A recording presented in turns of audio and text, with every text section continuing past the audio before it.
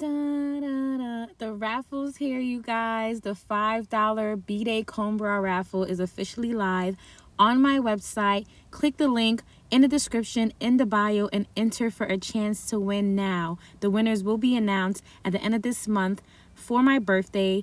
May the best Haras doll win. Bye.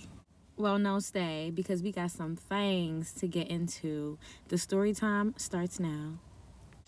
Hey, Haras dolls, welcome back to my channel. Happy Turkey Day to my dolls. Today is actually Thanksgiving, you guys. It's actually Thanksgiving. I want to wait for Thanksgiving, and I don't have my camera equipment, so nothing's wrong, you guys. I'm giving you guys podcast style edition because I don't have my camera equipment with me. But I told you, I will not stop delivering, okay? Mail lady is at work, okay? I'm working 60 hours a week to deliver these videos to you guys. So for all my returning dolls, I miss you guys so much. Even though we get to talk in the comments all the time, I just feel like I can't get enough of you guys. You guys just really pour into me. And for all my new dolls, everyone who is joining, after you're done watching this video, make sure you like, comment, and subscribe, and hype your girl up. You get 3 hypes a week. Make sure you save one for me, okay? Of course, I always have my announcements in the beginning. So if you are here for this story time, fast forward 5 minutes. And all my dolls who are here for the announcements, stay tuned. So, I don't know if you guys tuned in. Not many of you guys tuned in. Just some of you guys. But that doesn't matter because my girls, my dolls still participated. So when there's a competition, a prize must be made, okay? I remember this one time they had this competition at my job and nobody entered except for me. And when I got to work, I put so much effort. It was like an ugly sweater contest. I put so much effort in it. And when I got to work, everybody was looking at me like I was stupid for doing the competition. And then the boss, the manager, had the nerve to tell me, oh, well, since you're the only one who entered, technically there's no competition and nobody wins. Shouldn't I win by default for just entering? So, yeah, I was never going to not announce a prize winner because not as many people entered the race. So actually, instead of one prize winner for my hater number 1 video, okay, tune in now if you haven't, even though the prize is over, it's still a good video. But for my hater number 1 video, we have 3 winners, okay? I could not just make one person win because the 3 people who guessed it right actually they were on point. They clocked the T. And I have to respect that, okay? I have to respect my dolls. Okay, so I have the winners right here. I'm going to post it on my community tab, of course, and I'm going to post it under this video. But drum roll, please, for my 3 winners. Drum roll. Is that a drum? No, that's not a drum. Pop, ta-ta, pop, pop. Okay, that's not a drum either. Okay, but all right, I got the screenshots. Boom. My first winner, okay, the first person to actually guess this correct is my girl, Honey Zane 7583. She said, I don't know. I keep thinking it's man clown. I don't know. Because it's not clingy because y'all met at work. You were right. The story is about man clown. My second winner, Samurai Jackson High. I can't remember her name, but I think hater number 1 is that friend that worked with you with the crazy powdered donut balls and gave your number out to the guy with insecurities. Baby girl, you were one of my top choices. Like when I was thinking about, I'm just going to give one prize, I was going to give it to you because you had all the details. That means that you're in tune. You're so in tune. And I was like, yeah, she got that. But everybody's going to get a prize. So Samurai Jackson High, Honey Zane 7583, and the last winner is Chanel Finetto. Sorry if I butcher your name. Chanel Finetto. She said, OMG, I can't call it. All your old friends were weird, but I'm thinking man clown. If I still have my voice right now, I'd be jumping and screaming and gagging. Oh my God, you guys have really clocked my tea, which means you guys really pay attention when I'm talking in my videos. I give long videos and I give a lot of details. And the people that won, you guys pay very close attention to detail. And for the people who participated that did not win, I really appreciate you guys. Because you guys were clocking tea too. You guys were just a little bit confused because I can't even, like, blame you guys. A lot of my haters, a lot of the villains, they have similar traits, which is the traits of envy, hate, red eye, watch face, monitoring spirit, destiny swappers. So all of them, most of them pretty much had that trait, if not all. So I understand why you guys were confused, but you guys were so close. So don't give up because, like I said, I'm going to be giving out prizes throughout my channel. Like, that's going to be something that we do. Not only are we going to be doing prizes, we're also going to be doing raffles. And if you guys are watching this video, that means that our very first raffle is officially up and live on my website. I'm excited, you guys. The link to the raffle will be listed in the description down below, and it will also be posted on my community tab. And if you guys visit HARASNYC.com, the raffle will be the first thing you see, and click on and enter the $5 raffle to win a party hat bra. I will be wearing one of these party hat bras for my upcoming birthday. Speaking of birthday, I'm a Capricorn. My birthday's around Christmas. I have made an Amazon gift wish cough cough list. So anyone who wants to buy your girl a birthday gift, feel free to shop my Amazon gift list. I'm actually gonna add it in the description below here as well, because it only makes sense. It's Black Friday. You guys might find some good deals. I know you guys have gifts to give everyone in your family. I'm your family too, okay? So I definitely made the options cost efficient. There's like one expensive thing on there for like my doll who wants to splurge on me, like I'm their wife, like I want to be wifey, okay? But nevertheless, everything on my Amazon birthday wish list is stuff that is going to contribute to the channel. So stuff that's going to contribute to my camera equipment, my sewing stuff. Everything is pink, of course. But if you guys are interested in giving your girl a gift, you can. Outside of that, enter the raffle. I will be marketing the raffle all month because I'm going to announce the winners on my birthday, okay? On my B-Day. And I cannot wait to see which one of my birthday girlies win. And don't worry, you guys, we are going to be having ongoing raffles. It's going to be a saga. It's going to be kind of like a brand identity for our page, because I don't want to sit here and have you guys pouring into me and I'm not pouring into you guys. Like I said, the project that I have coming up, I will be having a lot of new designs, as well as the designs I've designed in the past. Everything is like kind of like in storage, and I just want to raffle some of my items, my custom pieces, things that haven't been worn, things that I would never wear again, things that were just samples. I know you guys want to get your hands on some Haras Nyc, okay? And trust me, a raffle is a steal, because if you think about how much I paid in materials and labor to make these outfits, enter in a small raffle and you might get the chance to win. And a lot of people, I'm not saying a lot of people are not going to enter, but I don't know. I don't expect too many people to enter. So it's still going to be a steal. The odds are going to be so much easier to win. So I can't wait to see who joins. And if you don't enter the raffle and you don't buy me a birthday gift, I'm going to need that. I'm going to need that from you. We're going to have to, I need that. No, I'm joking. But all right, let's get into the story. You guys, this story is a mac and cheese, scram, scratch, juicy. Okay, because this is the time I almost got arrested and kicked out of Atlantic City, because I went there with a whole bunch of people I should never have went there with. Okay, so let's get started. Number one of my promoters that I used to work with way back when, he was having his best friend who used to come out to his, because he owned a club. his best friend that used to come out all the time, buy sections, spend a lot of money, he was having a birthday, right? A birthday celebration type thing. And they were doing it in Atlantic City.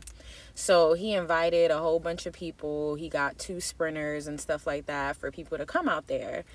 He was promoting it and everything like that. The reason why I went, you guys, was because the year prior, the same friend, he was having a birthday event in Virginia. And because I had lived in Virginia and I needed to go there anyways, and I was familiar with the state, I was like, oh, I'm going to go. I might as well. I need to hit my storage. I need to hit some of my friends. I needed to close down my studio. I need to do a lot of things. I was like, perfect timing. I'll go there, and then I know it's going to be a vibe or whatever the case may be. And the reason why I like going there is because whenever we were with this promoter and his friend, like, the friend was generous. Like, he would spend money on us, buy us stuff, show us a good time, and, like, it was just always a vibe. And take it from me, you guys, I much rather hang out with older guys than YNs. Seriously. Even though they're old and they're corny, they're like dad figures. Like, whenever I'm with older men, God rest my dad's soul. Like, God bless his soul. May his soul rest in eternal sunshine. But they make me feel like I'm with my dad. My dad treated me like a princess. He spoiled me like cottage cheese, okay? Like, I was a spoiled little girl. That's why I'm a brat now. And when you're with YNs, for them to make you feel that way, it's very conditional. Like, you have to be like a ride or die, or you have to be doing this. You have to be ready to give your soul and risk your all for you to get the simplest thing as a princess treatment. Versus when you're around older men, they naturally just want to be around young, beautiful women. Like, that's what gives them energy. That's what makes them feel good and happy. Like, it's enough. Just being young and beautiful and in their presence is enough for them to just make sure that you're exceptionally treated well. Like, I don't even know how to explain it, but that has been my experience with older men versus younger men, which is the reason why I do like to date older men versus younger men. Okay, when I say older, I mean, like, I like to date like 45 and up. Like, you know what I'm saying? Like, I don't want to date nobody that's like younger than 40. And that's the thing. Like, don't get me wrong, I am more attracted to younger men than I am older men. Of course, I'm attracted to the YNs. I like that little young gangster shit. Like, I do. But I stopped worrying about looks a long time ago.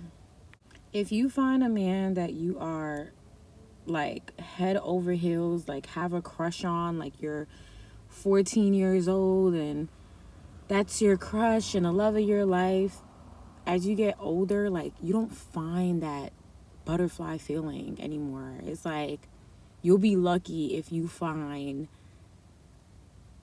all the qualities you want in a man and a man that makes you feel that way, like you have butterflies in your stomach. Sometimes you have to choose what is better for your spirit and just sacrifice all that vanity. Yeah, he might not be the best thing to look at or the youngest thing to look at, or he might not make you gush every time he takes off his shirt, but he treats you so well that you never feel depleted. You continuously and consistently feel poured into. You always feel loved on and appreciated and worthy. Like, they know how to always make you feel that way. So being with someone or around people that make you feel that way, you feel like a superhero. You feel like you could take on the world. Versus being around your peers, someone who's your age, who is maybe going through the same struggles as you, who maybe hasn't grown up enough. Y'all both immature, and you know, it's just, it has its perks. It does. So I'm not even gonna get into that, but I used to like to hang out with them because, like I said, we used to have a good time. Things used to always be taken care of, and they were a good vibe. So I was like, all right, cool. They're doing a birthday trip again this year. I'm with it. And they're going to AC. That's not a far drive. That's like a 2-hour drive. When I went to Virginia, it was like an 8-hour drive for me because I drive slow. I'm a safe driver. After all them crashes I had, I ain't had too many, but I had enough for me to be a safe driver now. I am. Oh, man. almost lost that. Yeah, I have enough bad experiences to be a safe driver. So it took me about 8 hours to get to VA from the East Coast. But Atlantic City is in the East Coast. It's a state over. So I was like, yeah, that's no biggie. So I saw that, I'm gonna call the main promoter. He's so cool. Oh my God, I love him so much. I wish he was still like in the nightlife business, but he retired.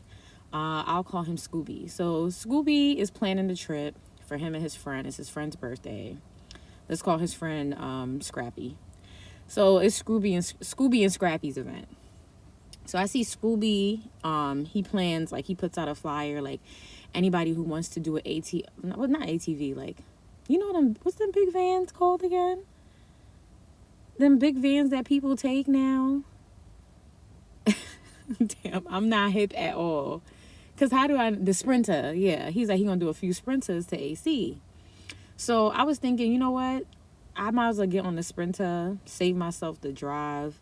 Even though it was a 2-hour drive, I just didn't feel like taking care of a car. I just wanted to be on a trip. And I was like, if they have a Sprinter, then the Sprinter going to drive us all around anyways, whatever.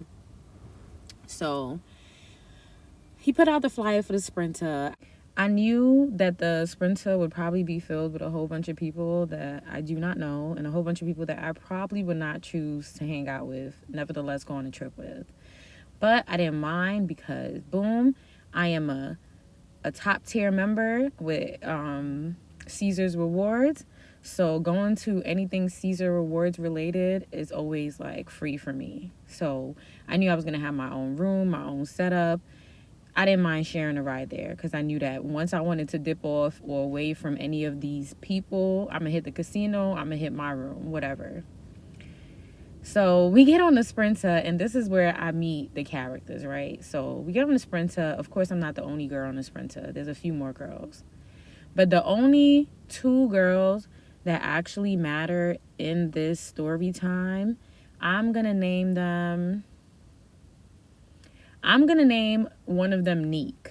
Nyc, the reason I'm going to name her Nyc is because she literally looks like, acts like, everything like that girl Nyc. If you guys watch the Jocelyn Cabaret, that girl Nyc, y'all know who I'm talking about. If y'all know, drop it in the comments, because she literally, that could be her like older sister. So I'm gonna name her Nyc. The other girl, I'm gonna name her I was about to say CRACK head. I was about to call her that. I need to chill, because that's why YouTube do not be wanting to give me my coins, because what am I talking about? But we need to name her something along the lines of that, because I'm not even going to name her that for no reason. Like, she definitely gave backhead vibes. I'm not going to say the CR, the hard CR, but she gave backhead vibes. Like, I didn't understand. I felt, she's one of those people that, when you are raised in a certain area with people, so you're just cool with everybody, so people no longer hold you to a certain hierarchy. So even though you look like a brackhead, you could still hang with the gang. Like, she was like one of those, right? But she had the nastiest attitude, the nastiest. Like, I felt like she was one of those people who didn't understand that your attitude makes you even uglier than what you look like. So if you were pretty and you have a nasty attitude, you're literally no longer attractive. The same as if you're ugly with a nasty attitude, you look like a gremlin at that point. Okay, so she didn't understand that, because she was one of those people, when you first pull up, she's like looking at you up and down, screwing her face, catching attitude for the little, like, if you was on a Sprinter, if you brush past her, if you set your cup, anything, she's like, what are you doing? Like, she has just like an attitude, like she's just ready to hop and skip. So people like that, I stay far away from you, because I'm a person that get offended easily. So I'm not even going to interact with you, because if I interact with you and you do or say something to me that I really don't like, you know what I'm saying? I might go off. 9.5 times out of 10, I might go off. So I avoid situations that I know I will not do well in, right? So Nyc and Brackhead, let's just call her Brackhead. Nyc and Brackhead, they were friends, but I guess they weren't friends during the trip. I guess they were friends before they got into it, and they just weren't talking anymore, but they were both on a sprinter, both going on a trip. Brackhead, I learned after, had a huge crush or relations with Scrappy, which is Scooby's friend. It was Scrappy's birthday.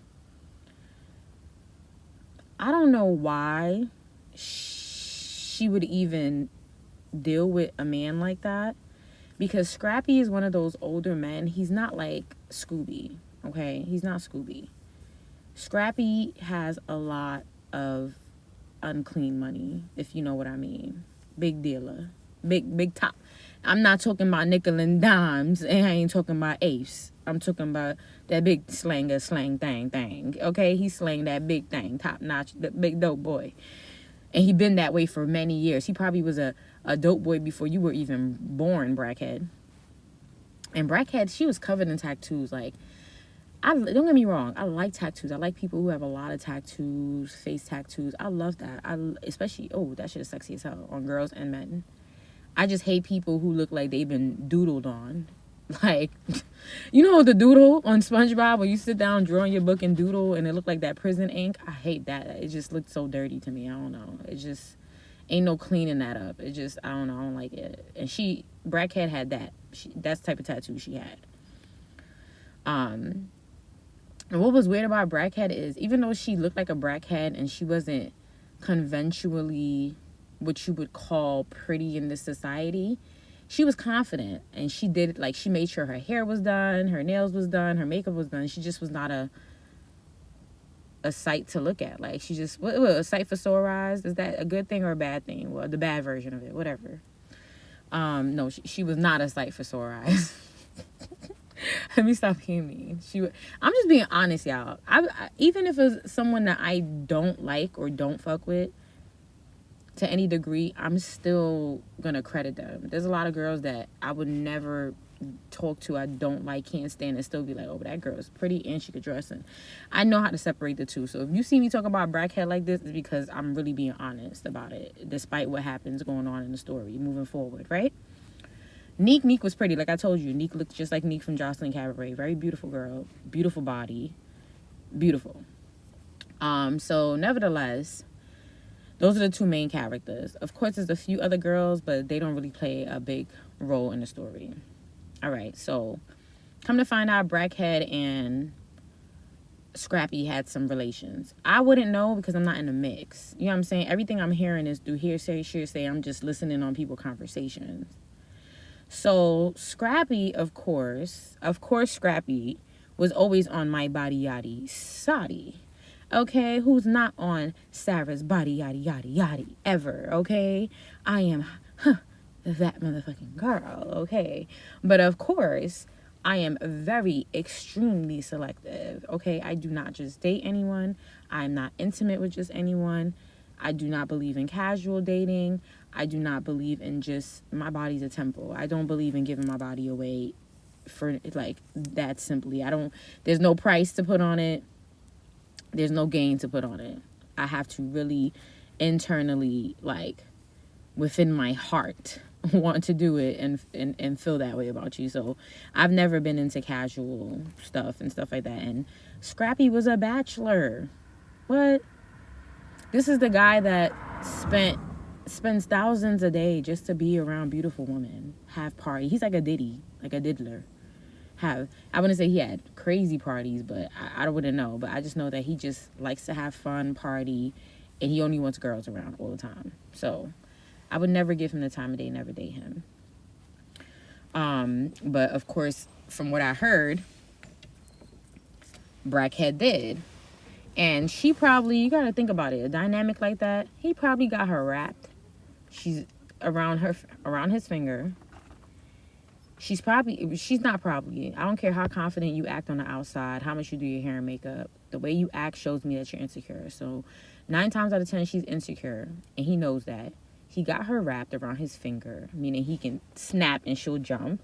And he still gets to do what he wants. And she's the type of girl that she knows that she's not his girl. She knows that there's no real relationship, no real commitment. But she feels like she has some type of status in this man's life. So she's going to protect it at all costs. So every woman that comes around and this man even takes a wink at or a look at, a double take at, she's going to, boom, you're my enemy. Now I'm after you. That's how I felt about her. That's what I felt like that's what it ended up coming down to, because there was never anything to back up what happened, right? So now we on the Sprinter, whatever. Scrappy's not on the Sprinter. Scrappy had drove there the day before. So it was Scooby and all of us girls on the Sprinter. There's another DJ guy that was there, some friends, whatever. It's like three? It was three Sprinters. 3 Sprinters packed with people. So I'm on the Sprinter with Nyc and Brackhead. So while I'm on the Sprinter, I see that Nyc is kind of like trying to make conversation with me, talking to me and stuff like that. And she wasn't really talking to Brackhead and the rest of the girls who seemed like they knew each other beforehand. And she was just kind of like gravitating to me. I mean, girls will do that sometimes. Like, say you get into it with your group of friends or whatever the case may be, and they ice you out and you find an unbiased party to rock out with. I was the unbiased party. I didn't know anyone there. So it was safe for her to kind of like come and hang out and talk to me. So we're on a Sprinter and we're kind of just talking, getting to know each other. Nyc is actually a really dope girl. Dope as hell. I don't even know what she's doing hanging out with Brackhead. Brackhead is not even her quality girl. Like, that girl, I don't know. Nyc is cool. Like, she's a vibe. Okay, I say that lightly. All right, now the Sprinter ride I'm not even gonna say anything happened because it was cool. The only thing that was weird about the Sprinter vibe is I could tell Nyc was a little uncomfortable and Brackhead was kind of doing a lot. She had a lot of attitude, and I felt like because she saw Nyc and I talking and hanging out with each other on the Sprinter, she kind of started giving me like the side eye. Like, she wasn't really interacting with me, which I didn't care, but then she was still like, every time me and her came across each other, like, or anything, it was never a smile or anything. It was always like a nasty face, like bitch, don't even say nothing to me type face. And I had that face right back. Like, I'm not interested in anything to do with you, Brackhead. Okay, you're a Brackhead. You look like a Brackhead. I don't know if you're a Brackhead, but you look like a Brackhead. Who knows? Because, a lot of people be on all type of different type of, I smoke a little ganja, so I ain't even gonna talk. I hate people who be like, ganja is herbs. Ganja is a drugs. It's a goddamn drug, okay? And one drug ain't better than the other. Same as alcohol. Alcohol is also a drug, okay? They're all drugs. And people be trying to, to each his own. Whoever do what. But I just hate when people try to, it's kind of like people in the church. Stop making one sin less harmful than another. People want pedophiles to be unalive, but be throwing welcome home parties for their family member or friend who done took people's lives, took like 10 lives or whatever. Like, a sin is a sin. And none of it should be celebrated, and none of it should be compared or contrasted. God said don't do it. Don't do it. So if you're doing it, you're just as bad as the next. So whatever she on. I ain't here to judge. But nevertheless, Nyc was uncomfortable, but Nyc was uncomfortable for something other than just Brackhead and her behavior. Brackhead was doing a lot, but she ain't OD. It was just, you could tell there was tension. Boom. During the Sprinter ride, Scooby was linked up with a girl, but Scooby is a flirty guy. That's all he walks around and do. I've never even seen Scooby mad. Scooby walks around and smiles and talks to everybody with the same energy. So when I seen him kind of smiling and talking to this other girl, mind you, I didn't know that him and Nyc had something going on. I never knew that. So that was making Nyc uncomfortable, but I did not know that. She did not express that to me at first. So now we get to AC. We staying at Haras. Everybody know the Haras casino, right? We get to AC. We get to the Haras. We all online. This is where the ghetto-ness starts. The ghetto shit, okay? This is where the ghetto shit starts. So we on the line. I immediately get online because I already have a room. I already done booked via my Caesars Rewards. You see me? I'm a gambler, y'all. As much money as the casino done took from me, the least they can do is give me a free stay. Like, that's the least. I'm kind of, the stay ain't even free, because as much money I done made in the casino, I done lost, okay? And I'm not even a sore loser. Like, what was it? Back in October? Yeah, because we about to be, October, a few weeks ago. I went to the casino by myself like a idiot at 4 a.m. I had just left work, went to the casino, and I literally, the entire $700, $772 to be exact, that I cashed out from work, I gave to the casino. Y'all don't even understand how stupid I felt going home. And it wasn't like I gave them 700 straight shot. I'm a good gambler. I just wasn't in the gambling mindset. I was in the winning mindset. You can't gamble like that. You got to gamble with strategy, not urge. And it just wasn't a good time for me to go to the casino. And I just kept gambling. Like, every time I lost, I kept adding another 100. By the time I went a few rounds, it was gone. You know what I'm saying? It don't even take that long, especially if you betting big. And I'm a person that I bet big so I can win big. So yeah, I lost that easy. Nevertheless. So as I'm on the line, I see everyone is grouped up together around Scooby. And like it starts like a lot of like, you know, when people are at a dinner table and try to figure out who's gonna pay the tab. So you mean to tell me most of y'all came out here and didn't even have any arrangements to be sleeping out here? Like, y'all just popped up out here? Because why is everybody on Scooby back trying to figure out where they're gonna lay their head this weekend?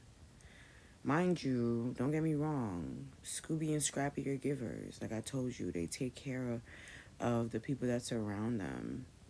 But, bro, when as a young woman do you ever feel safe walking out of your house, nevertheless traveling miles away without a coin, without a safety net?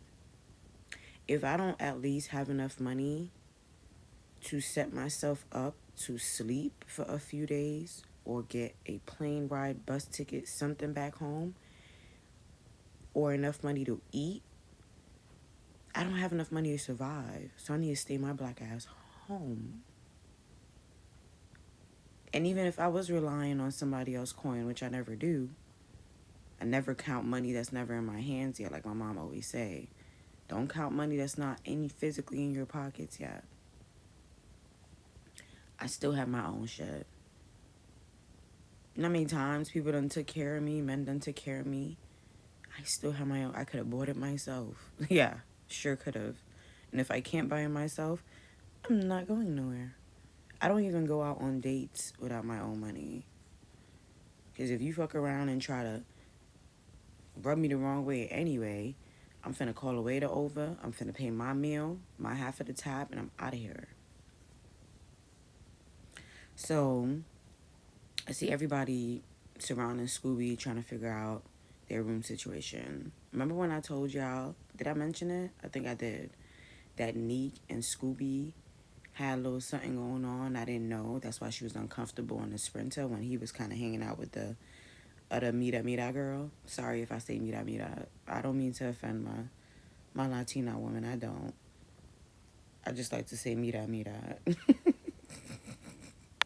So I see Nyc pull Scooby to the side. They having a little bit of an intense conversation, but like I said, I'm observing but minding my business at the same time. So I'm on the line.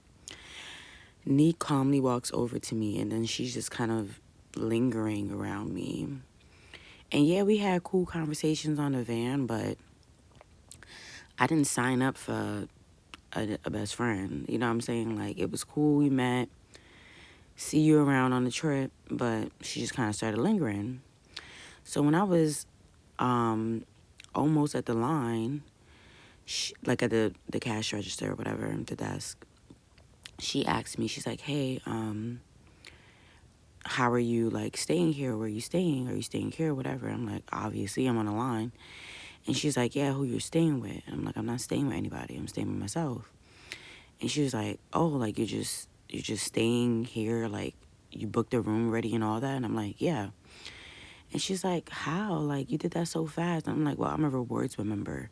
I should never, that's the thing about giving out too much information, because casually I'm just like, oh, yeah, I'm a Caesars rewards member, and I get comped rooms wherever, Vegas, whatever, Nevada, wherever, like, wherever there's a Caesars location, because I have so many points, or whatever. She was just asking me, like, she was just like, oh, how did you do that, and all that stuff. So I'm just putting her on to game, right?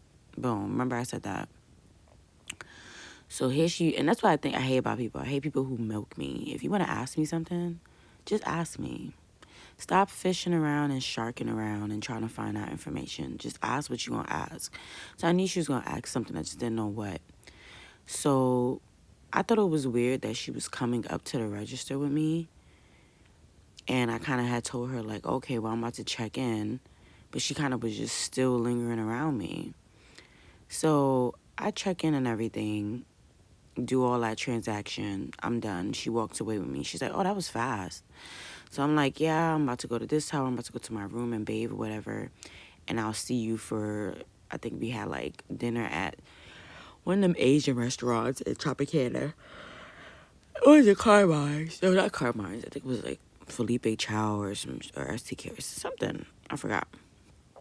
So she's like, do you think I can come and like get ready with you? And I'm like, where's your room? And she was like, well, she's supposed to be staying with Scooby, but Scooby told her that she can't stay with him because the Latina girl that Mira was staying with him. And I'm like, why would you be wanting to stay with Scooby? She was like, well, him and I, you know, we used to date a little bit, and he promised me that I would come on this trip and I'd be good. And I believed him, and now that we're here, and he must have found a new girl that he liked, now he's kicking me to the curb. And I'm just looking at her like, all right, so book a room. She's like, I don't have any money. I'm like, what do you mean you don't have the money? She's like, well, I do got some money coming in, but it's not coming in until tomorrow. So I'm like, so why did you come? She's like, because Scooby told me to come and I would be good. So you just took the word of a man that's not your man, because y'all done had dealings with each other. You took his word and brought your ass out here. What a dunce. So I'm there feeling bad for her, because that's when I was in my nice era, right? I'm feeling bad for her. I'm like, damn, that sucks, whatever. And I'm like, all right, well, you can get ready, but where are you going to sleep? Where are you going to stay? And she's like, I don't know. I have to figure that out. Like, is your room big enough? Do you mind if I stay with you and I'll give you some money when I get my money tomorrow or whatever? And I was just like, well, I don't know, because I don't really like to stay with people. I still was on I like my space. You know what I'm saying? After everything I had been through, even though I was still in my nice era, I still appreciated my solitude and my space. Especially coming from Jamaica, having girls steal from me, break my camera while they're trying to secretly use it, put my stuff on, just a lot of stuff. Like take pictures of me while I'm sleeping, just. And then I know I have all my equipment with me. I have my camera equipment with me. I have my laptop, my money. I just didn't really want to stay in a room with anybody. And then I had got a 1 king bed. So I was trying to explain that to her. And she's like, oh, well, I promise I'll find somewhere by tomorrow. If I can just, I do have $100 on me is all I have, though. If I can give you $100 at least for tonight, and then I'll give you the rest tomorrow. So I told her, I said, listen, if I let you stay with me, number one, I'm going to have to change your room setup, because I want to sleep in my own bed. So I'm going to have to go get a 2-room. And they're going to charge me for that increase. And I was like, you still gonna have to give me half of the room rate. So it doesn't matter that I got this comped or free. I put the work in to get this Compton free. I put the money in to get this Compton free. It's Compton free for me. But if you want to stay with me and I'm going to be doing all these changes, you're going to have to pay me half the room price. And I think the room rate, it was like a 3-night stay, and it was supposed to come up to like 7 something. So I told her that she had to give me at least $350, like, to stay for the weekend, which is not bad. $100 something a night. And I had a good room. I had a luxurious room. I was in the best tower. So, yeah, give me that. So she was like, okay, I'll give you 100 today, and tomorrow I'll give you the 250. I don't even know why I even, like, put in like I said, I was in my nice era, because I don't even know why I trusted that, put trust in it. I felt bad for her, all that good stuff, right? So we agreed to that. So I get back on the line, change my room to a double room, and we go upstairs and we check in. Whole time, her and I on the line checking in and stuff like that. I see, what's her name? What we call her? Brackhead and stuff, just watching us, watching our moves or whatever, side-eyeing.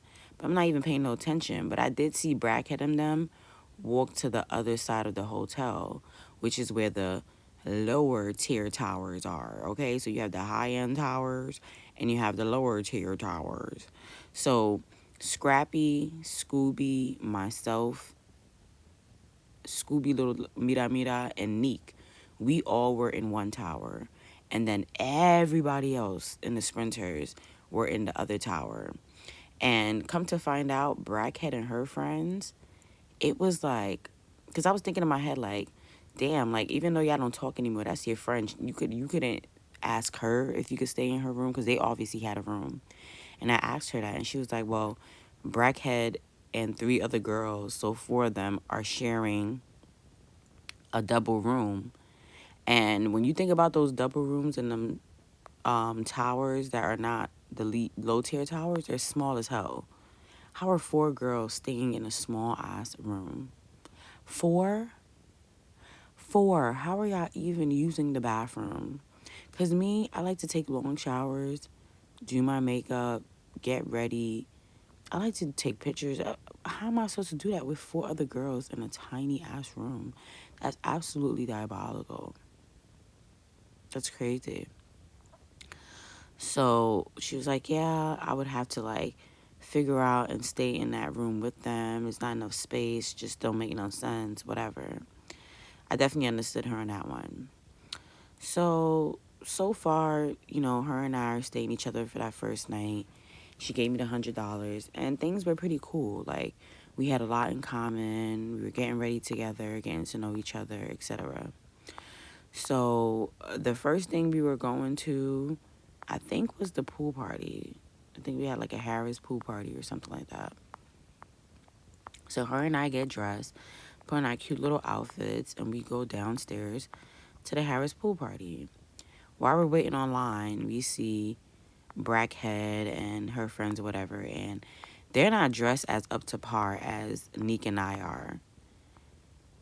So they're like grilling us, and like you could tell they're static. I'm just like, I don't even know y'all. Like, so I'm thinking the static is with Neek, so I'm not even paying no mind to it. Now we get into the pool party. Remember I told you that Scrappy had eyes for me? I could tell, but what guy doesn't? They're all always in my face, and I can't stand them. If men only knew how much I despise them, they get out my face. But Scrappy was in my face, and then all of a sudden, Brackhead walks over to like the side of the pool that we were in, and she presumes to literally, me and Scrappy are standing side by side because he just poured me some champagne. She proceeds to wiggle her way in the middle of me and him and I, and puts her hair in my face and turns to him and starts talking to him. So she had like them long wavy hairs, and her shit was badly colored. It was colored all types of colors. I don't know if she was trying to do a unicorn or what, but it looked bad. So I politely and kindly move her hair out of my face. Your hair is in my face, your hair is in my drink. And you're lucky I'm even politely just moving your shit and not pushing you. So as I move her hair, my bracelet get caught in her hair. So she reacts like she snatches her head. So as she snatches her head and my bracelet is caught in her hair, I don't know if like it kind of like tucked her wig back a little bit or whatever the case may be. That's not my fault. I didn't snatch my arm from your head. You snatched your head when you felt me behind you, but you should never even did what you did. So she started making a whole hoopla like, why are you pulling my hair? Why would I pull your hair from the back? Why would I do that? Mind you, that has happened to me before. Like when I had gave the story time already, but a lot of y'all didn't watch it. I'll probably give it again one day from a new point of view, now that I'm a little older. But one day I was going into my house, and these girls that didn't like me, they were sitting in front of my building, and I was putting the key in the building. And as soon as I put the key in, mind you, I walked straight past them. As soon as I put the key in and turned the knob, I just felt someone snatch my head back and drag me down the stairs, and they jumped me. So being that I'm traumatized from stuff like that, I would never even just, why would I wait until you turn your head to pull your hair? Like, why? For what? I'm already a person that I'm reactive. So 9 times out of 10, I'm not going to put my hands on you first. I'm going to react to you being in my space or putting your hands on me. So if you're too close and you got your finger in my face, yeah, I might pop you. Or if you pop me, then you definitely getting popped. But I'm not gonna always be I'm never gonna be the first one to attack people. Because my mom always told me, keep your hands to yourself. You know what I'm saying? So I half listen to her. I keep my hands to myself. But guess what? Once I feel threatened or in danger, I might pop you. If I feel like you're threatening me and you getting too close and you about to swing on me, I probably swing on you first. I ain't gonna lie. It's eat or be eaten. And I'm ready to eat. The fuck? So now she's making a big hoopla. Scrappy kind of like comes in between us, and I'm telling her like, shorty, baby girl, I didn't pull your hair. You came in disrespectfully in the middle of our conversation. You put your cheap ass synthetic wig in my face, and I was pushing your hair out of my drink and out of my face, and my bracelet got caught, and you snatched your head. So you snatched your own wig, actually. It took that for this girl to, like, when I tell you, she almost got the Harris pool party shut down the way she was trying to come after me, picking up bottles, throwing drinks. None of them caught me, but she was doing the most to the point where they asked us to leave. And I felt like there's no way that you couldn't understand what happened. That you are going from, when someone goes straight to 100 with you, they just wanted a reason. She came there with intentions to set off how she felt. She came there with intentions to set it off. And that's a fact, because how are you this turnt right now? That means you've been waiting. You've been holding it in. You've been waiting for a reason to come at me. But I'm not the one. You feel me? Or the two. I'm prissy. I'm delicate. But I have a demon inside of me. So a lot of times people see these dimples on my face and my smile, and they think that I'm the one to play with.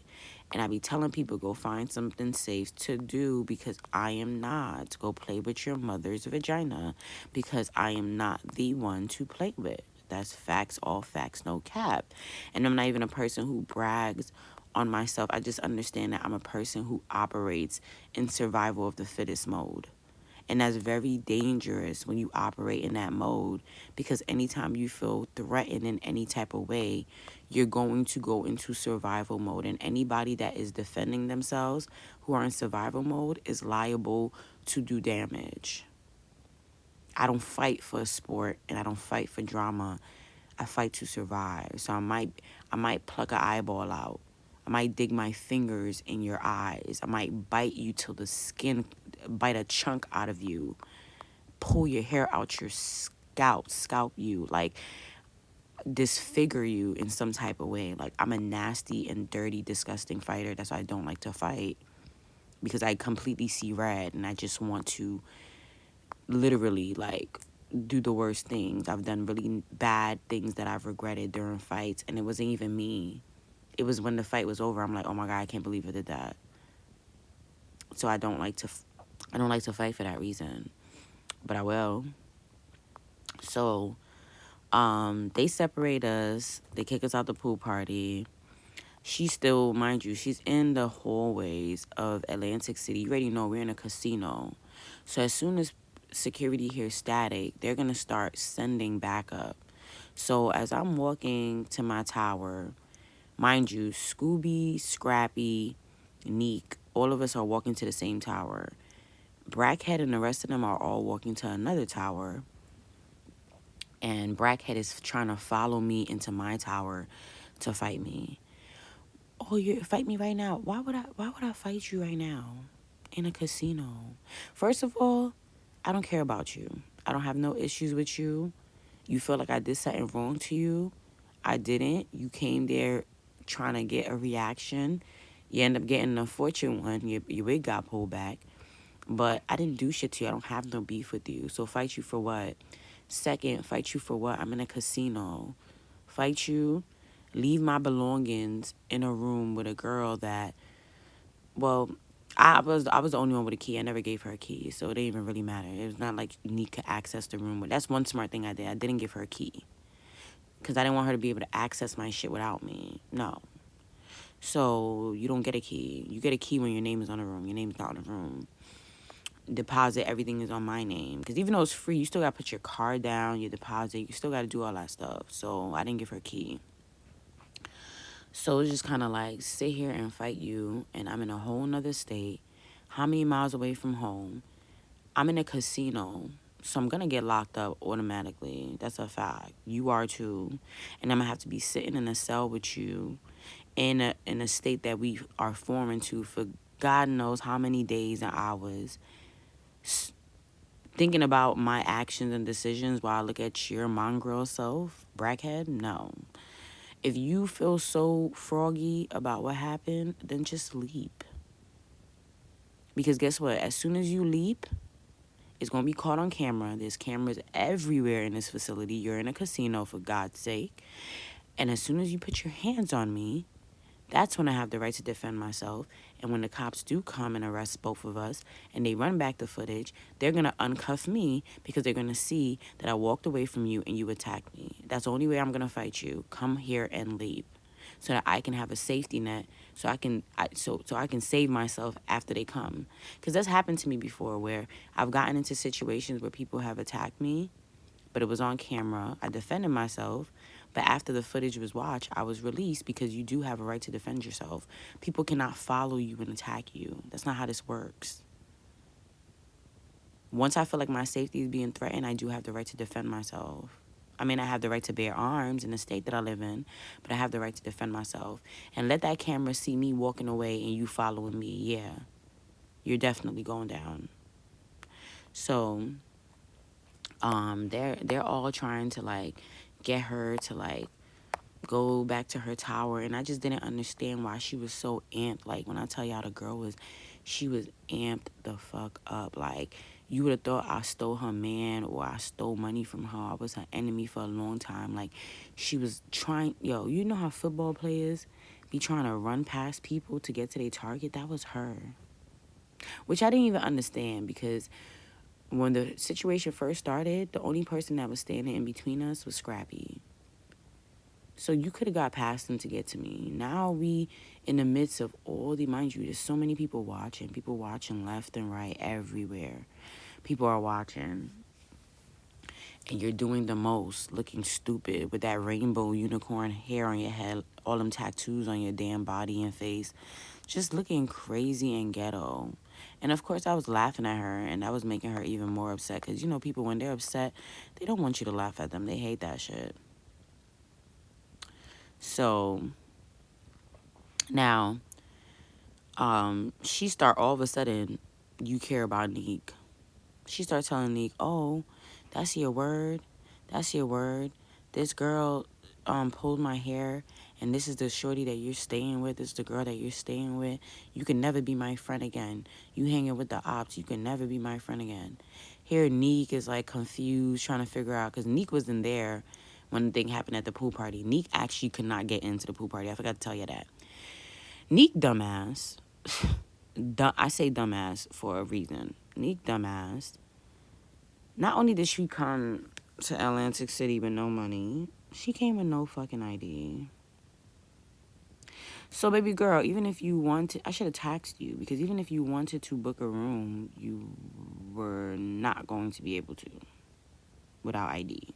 You can't do nothing without identification and money. You cannot do anything without identification and money. And I learned that from a very young age. That's why when I walk out that house, I got my little wallet. What my wallet has in it? My ID, my bank card, and my cash money. Okay? Because there's no way I'm going to be able to do anything outside in these streets without those three things. A card, some cash, an ID card. Okay? Credit card, ID card, cash. Those are your three go-tos when you leave the house. You don't have that, stay home. And stay where it's safe at. So, now, hold on. Neek didn't know what was going on. She was out by the food concierge waiting for the pool party to be over because she couldn't get in. You need ID to get in. Now, she's confused. She's trying to figure out what's going on as the commotion is happening. But, of course, she's walking with me because she's obviously staying in my room. That's the reason why she's walking with me. So, Brackhead being upset with her was like, girl, first of all, y'all not even talking. Second of all, she don't even know what's going on. Third of all, she's staying with me. Duh, she's walking with me. She's not choosing sides. She doesn't even know what's going on. You know what I'm saying? So Nika's trying to ask me in the heat of the moment what's going on. I'm like, ask your crazy ass brackhead friend. Like, ask her. She didn't like me calling her a brackhead because every time I said the brackhead word, brackhead would get even more like livid. But I wanted her to crash out. I wanted her to crash out so bad that the officers escort her ass off the fucking premises, which was what about to happen. Literally, one of the guys had to pick Brackhead up on his shoulder to get her away from the area because she was trying to follow me.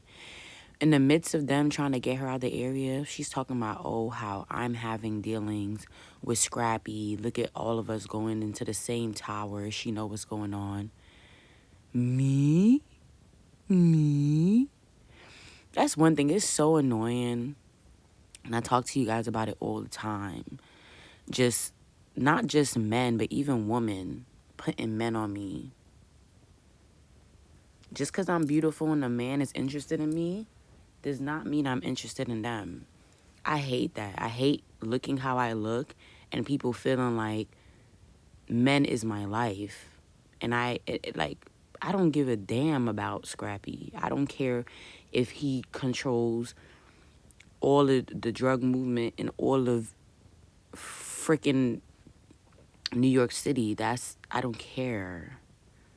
Because if I wanted him and it was destined with God, I would have him. I don't want him. And the fact that people will literally like mistreat me because they assume that I have relations with men, or they assume because of the way I look I'm doing this. It happens to me all the time. Men assume I'm a whore or a Jezebel because I look this way or I dress this way. All assumptions that I really don't care about. But you're not about to mistreat me over your insecurities and your assumptions. Mind you, I didn't even know that Scrappy was staying in the same tower as me. It only makes sense because it was the best tower. Why would he stay in anything less? But I didn't know because remember I told you that Scrappy came down a day prior to us. And my first time seeing Scrappy was actually at the pool party. I didn't see him prior to that. That's the only reason why we were talking. Because we didn't see each other. I didn't see him. Last time I had seen Scrappy was like months ago, and I was just talking to him about, oh yeah, remember your birthday in Virginia last year? And that was lit. Like, we were just talking. Yeah, he'd be flirting with me. He's a man. He's a bachelor. Yeah, but we was just talking. So she's sitting here, Brackhead, oh yeah, you're staying with Scrappy. The fact that you're not staying with Scrappy is what's crazy. The fact that you're cooped up in a double small ass room with 3 other girls, there's 4 of y'all. stinking up the place over there, hair everywhere, makeup everywhere. Like, the fact that you're not staying with him speaks volumes, because if you were staying with him, you'd know that I wasn't staying with him. Scrappy was staying in my tower. He wasn't staying nowhere near me. I don't even know what floor he was staying on. I don't know anything about what Scrappy was doing. So, security finally steps in because, like I said, I was laughing at Brackhead and calling her a Brackhead, and she was getting even more livid. So they kind of stepped in and made everybody just disperse the area, right? So I don't know where Brackhead went. At first, Nyc came with me. She came upstairs. She was asking me what was going on. I told her what was happening. And then she left and said, like, oh, she's going to go talk to Brackhead because that's just crazy, blah, blah, blah. And she left and went to go talk to Brackhead. Boom. I didn't give a damn. I had my hair and my makeup done. I think I started taking pictures and stuff like that. And just doing my thing. Went down to the casino, right? So she comes back. We go to sleep. Nyc comes back. She basically tells me, like, before we go to sleep, she basically tells me, like, oh, she had a conversation with Brackhead. And Brackhead was just basically, like, making it seem like I'm messing with Scrappy and how she's choosing me over this. And I just didn't understand, how did little old me get in all this drama? How did I get in all this drama when the only thing I did literally was go and talk to Scrappy and somebody came and put their hair in my face and now all of a sudden I'm all this drama? Nyc, I don't know you. I don't know you from a hole in the wall. I'm definitely not trying to steal you from your little toxic friendship group. You came to speak to me.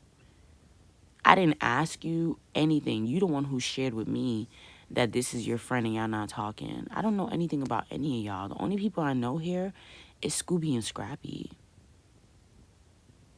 That's the only two people I know here. And to have a girl that's now trying to fight me over speaking to one of the only people I know here, the person I even came on the trip for, the person that invited me, that's absolutely insane. Imagine that. So we talk about it a little bit. We go to sleep. One thing Nyc did mention, she was just like, damn, honestly, I'm happy I didn't stay with them because they're cooped up in that room. And I guess Brackhead is just going off and going crazy. So nobody can even get no rest because she's just so mad. Whatever. Stupid ass Brackhead. So we sleep. The next night comes. Is the next day. I think is the last day, right? Because we're only spending 3 days, 2 nights out there. The next day come, and they had a few things on the list, but after what had happened that night, I didn't want to go to any of them. The only thing that I ended up going to later that night was the strip club. And the only reason I went was because Scrappy hit me up personally to apologize about, like, what happened with Brackhead, and then, like, oh, just come out, please, blah, blah. So I just decided to go. But that whole day, I had kind of did my own thing. And Nyc, she had went and hung out with Brackhead. I guess after the whole situation, she was trying to prove to Brackhead that she's still her friend. So I didn't care. You don't got to hang out with me. Honestly, I don't got no beef with you, but you could have stayed with your friend. Because now you're inconveniencing me. Because even though we were doing separate things for that next day, every time she would need to get into the room or get access to something, she would keep calling and texting me. And at one point, I told her, like, listen, girl, I'm not going to keep leaving what I'm doing, especially if I'm in the middle of gambling, I'm on a roll, to keep letting you in the room. She's like, oh, well, you should just give me a key. Give you a key for what? You don't even have ID on you. Give you a key for you to have access to my stuff? No. That's the whole thing about not having your own shit. You got to play by somebody else's rules. And these are my rules. And you should be grateful that I even let you stay with me and not even question my rules. I got tired of opening the door and closing the door for her. Like, you gotta remember, I don't even know Nyc. I met her on the Sprinter. And a lot of times when you're nice to people, they start feeling entitled. Like, you're not entitled to shit. I was nice to you. And when somebody's being nice to me, one thing I have is grace.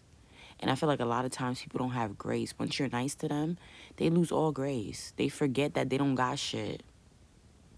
And I don't ever want nobody to humble themselves in front of me, but just get the fuck out my face. I don't want you to humble yourself in front of me. I want you to humble yourself in front of God and ask God to give you the resources to handle your fucking business like I do every day. Don't come and use me as your helping hand and now you fucking disrupting my fucking energy in my life. No. So she catching little attitudes because I don't want to come open the door. I opened the door twice already in the past 2 hours. I don't want to come open the door again. When I get to the room, I'll tell you, I'll let you know you can come up. You want to be with Brackhead, be with Brackhead. I don't trust y'all. So you hanging out with some girl that literally tried to attack me less than 24 hours ago, and you keep wanting access to the room. No. I don't trust you. I don't trust her. You're lucky this is the last night and we check out tomorrow. And actually, I want my bread. Where's the rest of my money? You still owe me $250. So I remember I texted her that like, hey, when I get to the room, I'll let you know. And since you're getting your attitude, where's the rest of my money? So now she texts me like, oh, I did tell you I was gonna give it to you today, but can you wait till we get back to New York? And I was like, no. I was like, I don't even know you in New York. I've never even seen you. I don't know any. Oh, yeah, well, I'm always here and No, I'm not about to chase you for my bread. I told her, I was like, either you give me the $250, and I'm happy I told her at the point I did. Because had I let her spend another night, the last night, without giving me my bread and wait until we get to New York to get it, I would never got the bread back. And I told her, I was like, this is the last night. So you either give me the $250 or you can get all your stuff out the room and find somewhere to sleep tonight. You can go sleep with Brackhead. Whatever. You gave me $100 already. I gave you one night rest. Whatever. I took a little bit of an L, but if you want to spend this last night, you're going to have to give me my money. She started texting me like, oh, that's crazy. What's so crazy about it? When the whole agreement was that you were going to give me $100 when I checked in, and then you had money coming in, and then you were going to give me the rest today. There's no, you're trying to change the agreement. I never changed the agreement. I'm just enforcing it. And people hate when you enforce boundaries because now they can't control the situation anymore. How are you offended that I'm standing on exactly what we agreed on, our verbal contract? And yeah, you will have nowhere to sleep tonight if you don't adhere to it. I didn't come here to give you a free stay, and now you hanging out with the girl. You back and forth with the girl that's trying to attack me. You just got me in a whole bunch of shit that I didn't come here for. I came here to celebrate with 2 of my homeboys. I didn't come here to do all this female shit. I don't know any of y'all or y'all situation. And I didn't like that. Because I even remember, like, the reason why I started getting my attitude with Nyc was because every time she would come back around me after hanging out with Brackhead, it's kind of like she would be, like, asking little questions like, well, are you and Scrappy talking? Like, is there any merit to the reason why? Bitch, fuck you. Fuck you, fuck Scrappy, fuck Brackhead. Don't come ask me nothing. I don't owe you none of y'all explanation to nothing. I don't even know you. And that's why I be so mad at myself that I wasn't so strict all my life, because when you're not strict with your space, your energy, your time, all that stuff, you end up being dragged in these type of situations. Had I been a person who just came on that sprinter and didn't talk to nobody, didn't give nobody too much conversation, said no to whatever was asked of me, I would have maintained my space and my energy. But now I can't because I done opened up myself to people I don't even know. People who didn't even earn it. But you don't earn a right to be in my space. I don't know you. Go to the people you know to help you out. So her and I are going back and forth about the $250, and I told her, listen, either you give me the $250 when you get back upstairs, or you can just pick up your stuff and you can find somewhere to sleep tonight. That's just where I'm at with it. I don't even care if you're mad. So we get upstairs, and she's giving me like this like cold shoulder. I don't care. And then she hands me the $250. Thank you. So now she's just like, well, I think she was doing Brackhead hair or something. I don't know what she was doing. But she was like, oh, well, I'll text you and see if you're in a room when I'm coming back to go to bed later or whatever. And if you're going to the strip club, let me know, whatever. But she was real standoffish. I was like, all right, cool, I'll let you know. You got one more night here. That's cool.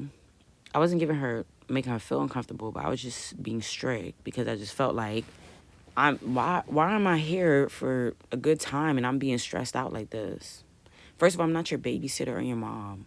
I'm tired of you texting me and telling me that you need shit. You need access to the room. You need this. You need that. I'm tired of that shit. It's annoying. The fuck? And I'm tired of you asking me about questions with Scrappy and Brackhead. That's not your place. That's not your business. And don't question me.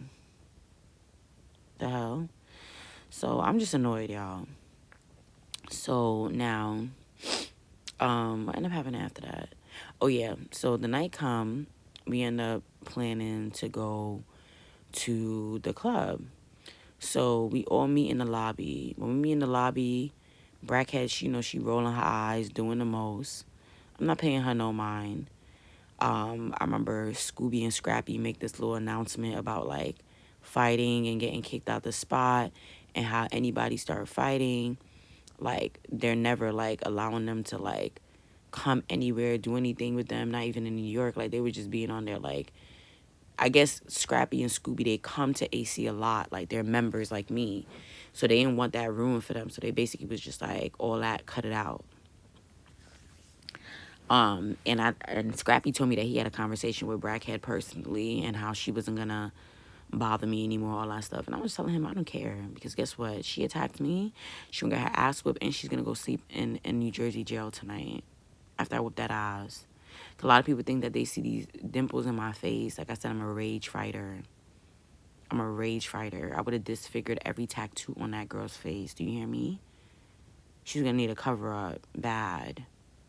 And that's why I always wear my nails so long, because I can't wait to Kill Bill a girl. Remember Kill Bill Volume 2 where she stuck her finger in her eye and I ripped her eyeball out? Yeah, that's me. Because if you think you're gonna hurt me, it's not me you're gonna hurt. Hell no. I'm finna survive by all means necessary. Malcolm X in this biatch. Okay? So we all get on the Sprinter. Like I said, it's 3 Sprinters. We on the Sprinter. We go to the strip club. It's not too far, right? We get in there. It's a vibe. The strip club night, it was cool. I'm not even gonna lie. It was cool. It was a topless bar. We had a good time, having fun. Scrappy was giving all of us money to throw. He was giving us, he gave us, and that's the thing, girls was getting tight too, because when he was giving out the money, everybody wasn't around. I had stuck around the people I knew, which is Scrappy and Scooby. So when they gave out the money, I got a few hundreds to throw, and all the rest of the girls only got like 100 each, because he had already given out most of his money to the guys and me or whatever, because we were there when the money came. The only reason why them girls were mad that they didn't have as much money to throw and I did was because they wanted to pocket that bread. Like, I know bum shit when I see it. And I was hearing side conversations. A lot of them girls were not trying to throw all that money. They were tucking money in their chest, their breast, which you cannot do in a club, a strip club. You cannot pick up the money. You can't steal. I mean, I guess you can steal your own money if it's in your hand. You didn't throw it yet, but it's just so uncouth to go somewhere and these girls are working and the money is literally there for them to be spent on them. They're working, and you weak ass whores are pocketing the bread. Bum shit. So of course when they see me with a couple of hundos, they're like, what the hell? Because knowing them, and they had a couple of hundos, they probably would have threw one and stashed the rest. Uncouth ass whores. So there was a little static about that. But like I said, Scrappy was on his strict business. Like, none of that. Nowhere where I'm at, none of that. Because, he needs to keep a clean image with the things that he do. He got to be clean. Scrappy wasn't just a dealer. Like, he also owned a law firm, and he cleaned his money. He had a clean image on top of that. So he not about to let all this girly drama put him in a weird, awkward situation. And that's the thing about men that they don't understand. Like, y'all can't just be putting women around each other. Like, That's crazy. Like, I can't just be... I mean, it worked when we were in Virginia, but I feel like it only worked because there were like 2 or 3 people from the East Coast and everybody else was from the South. And people from the South just operate differently from people from the East Coast. But if you put a whole bunch of East Coasters together, it's a whole bunch of crabs in a barrel. It's the only thing you're going to get. You ain't going to get nothing else out of them. So we leave the club, and this is where the next drama starts. And thank God it ain't have nothing to do with me. Well, it almost did, right? But I stood my ground, like, stop playing with me. So we all get in the Sprinter. I don't even understand. Oh yeah, this is how things got crazy, right? I didn't understand like then and there in a moment, but like everything came out after. To my knowledge, we had 3 sprinters, and the 3 sprinters, everyone had a seat on the Sprinter when we were coming to AC. I didn't really travel with them outside of the Harris on the Sprinter because, like I said, I didn't do a lot of the activities, especially after the whole debacle at the pool party happened. The next time I got into the Sprinter after we got to AC was for the club, the strip club. And it was no issue. I'm going to call her Silverback. Silverback and her friend, right? I've seen them before at one of Scooby events. And they're just like, you ever see 2 girls that hang out with each other? It's like, one is the muscle and one is the manipulator. Like, they just 2 people that just move around trying to just scheme their way. That's what it just feels like. The dynamic duo. What I call her? Silverback and what's Silverback's sidekick?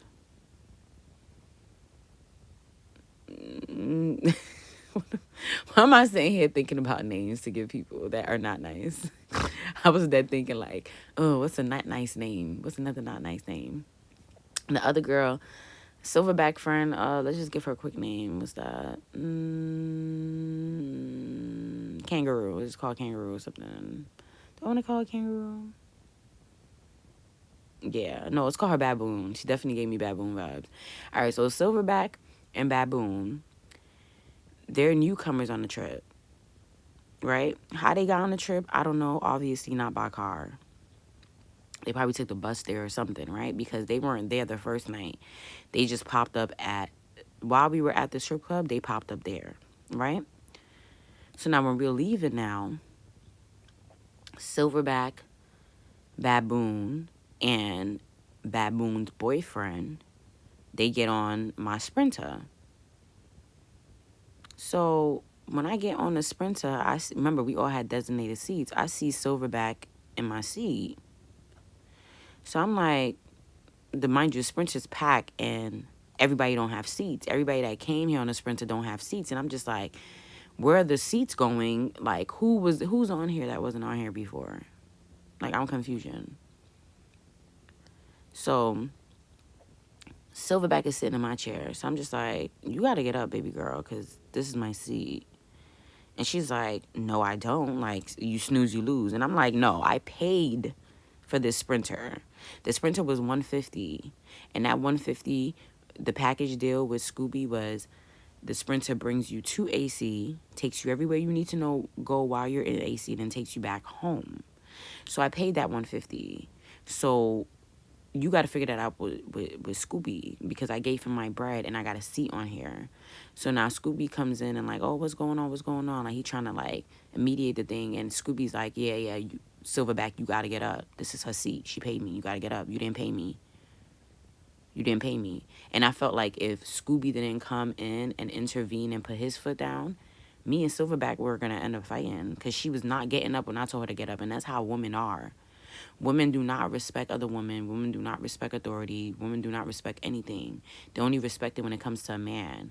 Because if I sat here and I respectfully told you that I paid for this seat and you're in my seat, why would you challenge me to the point where you want to fight me? But as soon as a man comes in, not saying she wanted to fight me, but it could have got there because it was getting staticky. But when a man comes in and lays down the law, now you get up. That's crazy. So I sit in my seat.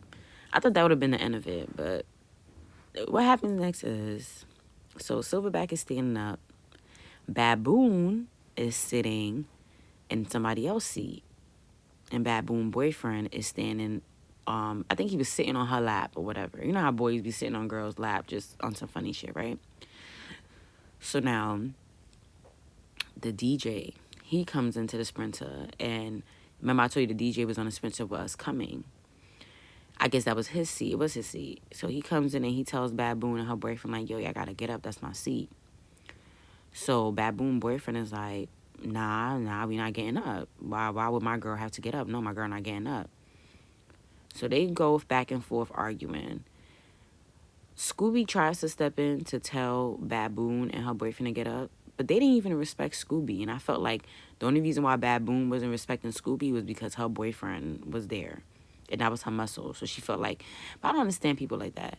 Why do you come to people's stuff, into people's environment, into people's spaces, into people's property that they pay for, and think that you're entitled to give demands, not listen, not follow instructions, do what you want to do, and somebody else's shit? Y'all name are not on this Sprinter. So if that man tells you you need to get up, then that's what you need to do. Like, the fact that y'all even came on this trip the last day trying to, like, what are y'all doing? Leave that rubbish in New York, bro. Leave that rubbish in Brooklyn. Sorry, y'all. No coof. I hate people who, you could tell people who ain't never leave out of the 5 boroughs in New York City before. You could tell. Because if this is how y'all act in Atlantic City, I would never even want to get on a plane and travel nowhere with y'all. Y'all would get us on a no-fly list so goddamn quick. This shit is truly weird. How people really behave and don't have no coof when they leave their initial surroundings. Don't know how to act nowhere. So now a whole argument starts happening between all of them. Everybody arguing over a goddamn seat. So the Sprinter already starts driving because I think they want a time frame. So it was so dangerous because imagine the Sprinter is driving. We're trying to get back to Harris. Right now we're at the strip club, but we're by like Bally, Caesars. We're by that area. We're trying to get across the bridge to Harris, back to the hotel. And the Sprinter is overly packed because not only do we have people sitting, we have people standing, which is extremely dangerous. While we have people standing, everyone's arguing. I don't know who throws the first hit, but everybody starts scuffling. I am in a corner. I felt like I was on Baddies or one of them not as TV shows. Have y'all ever been in a moving fucking van and people are fighting? Do you know how scary that feeling is? Like, I've been trapped in a closet while people were fighting before. I've been trapped in a bathroom while people were fighting before. And I thought that was scary because you're behind a door. You can't see what's going on, but you can hear the mayhem. You can hear glass breaking. You can hear screaming, hits, thumping, everything. Feet on the floor. You can hear all that shit. But when you're actually, like, in a moving Sprinter and people are fighting, it's even way more terrifying because you don't know what's bound to happen and this car is moving. And any wrong move, this car can crash. And there's people standing. It was just, oh my God. Y'all, I don't even know how to explain it. It was just so dangerous. So when the Sprinter finally pull over to the Harris, the brawl kind of like pushes and breaks out of the Sprinter. I'm like in the side seat by the window, just cradled up, trying to make sure that I don't get hit by anything being thrown, whatever, just trying to protect my face, protect everything. Like, so as the Sprinter spills out, remember the other 2 Sprinters didn't even know that the Sprinter I was in was having a fight. So all the other the 2 Sprinters pull up behind. Everybody's coming out like, yo, what's going on? Because they see the brawl. How y'all end up at the Harris in the parking area brawling? Like, cops not gonna come and arrest y'all. Like, are y'all fucking crazy? So while I'm in the Sprinter, I stayed in the Sprinter until everybody else got off. I didn't know who exactly was fighting. All I heard was, oh, like everybody start owing. And I heard a thump on the floor. And then I see Baboon, Silverback, and her boyfriend running, like going east, like leaving the parking lot. And then I see the DJ on the floor, blood leaking out his head, unconscious, and everybody's just like, oh. I see Scooby and Scrappy shimmy their asses into the Harris. Like, they left so goddamn fast from that area and left the DJ on the floor. It was only me, myself, the driver of the second Sprinter, the driver of the first Sprinter, two other girls, and like a guy that stayed to try to see if the DJ was okay. Called the ambulance, called the cops. Cops come, they ask him what happened. Everybody's saying they don't know. Of course, we all know, so they got to run the cameras back. The DJ gets put into a ambulance. He's starting to get his conscious again, but he basically hit his head on the pavement. So I guess the guy, Baboon boyfriend, punched him. He hit his head on the pavement, seizured because he was foaming at the mouth. I didn't see the seizure happen, but I seen when the foam was in his mouth and the blood leaking out his head. I thought he was a goner. I thought I was looking at a corpse, y'all. Like, I was shaking. I thought I was looking at a corpse. I was hyperventilating. I was panicking. Even when I had called the cops, I was just trying to explain to them. I don't even know what exit, what parking lot we're in. I'm trying to explain to them, like, they can't even get to us. Like, okay, which entrance are you in? I don't even know. We're at the Harris. Like, we're in a roundabout. Like, y'all, it was so crazy. It was. And ambulance came and got him. Thank God he was okay. He did seizure. He had to get stitches, but he had a little bit of a concussion, but he was, for the most part, okay. And I heard when his head hit that concrete, like, he could have cracked his skull, bro. By God's mercy, that man did not crack his skull, bro. That's so crazy. And for Silverback, Baboon and her boyfriend to be running, and they were never seen again. I mean, the trip was over because that was the last night, and next day everybody checked out, but I didn't see them after that. After they ran, I didn't see them. Even when the cops were asking, like, who did it and what happened, I'm like, they ran that way. I don't even know who they are, their names. I don't know where they're staying at. I don't know anything about them. I don't know. Y'all gonna have to run y'all cameras back and find out who's who and where they went. Neek the whole time, she's telling me, like, let's just go upstairs. And I'm just like, not until the DJ is safely in an ambulance and gets out of here. Like, no, I'm not just gonna go upstairs, like, and leave this man here. Oh, well, there's other people here helping him. That don't have anything to do with me. Right after I turn around and leave, they might leave too. So after he gets into the ambulance, I go upstairs. So she was just, she didn't even care about the DJ. She was just irritated that she had to stay down there and wait for me. So now when we finally get back upstairs, we're packing because, you know, we're leaving the next day. And she's like, oh, well, I hope you don't feel away, but me and Brackhead and I are friends again. And I'm just like blinking at her because why the hell would I care? That was your friend before you came on this trip. Never had anything to do with me. I don't know y'all. I don't hang out with y'all. Y'all not my friends. So I don't care. So I'm just like, okay, whoop-de-doo.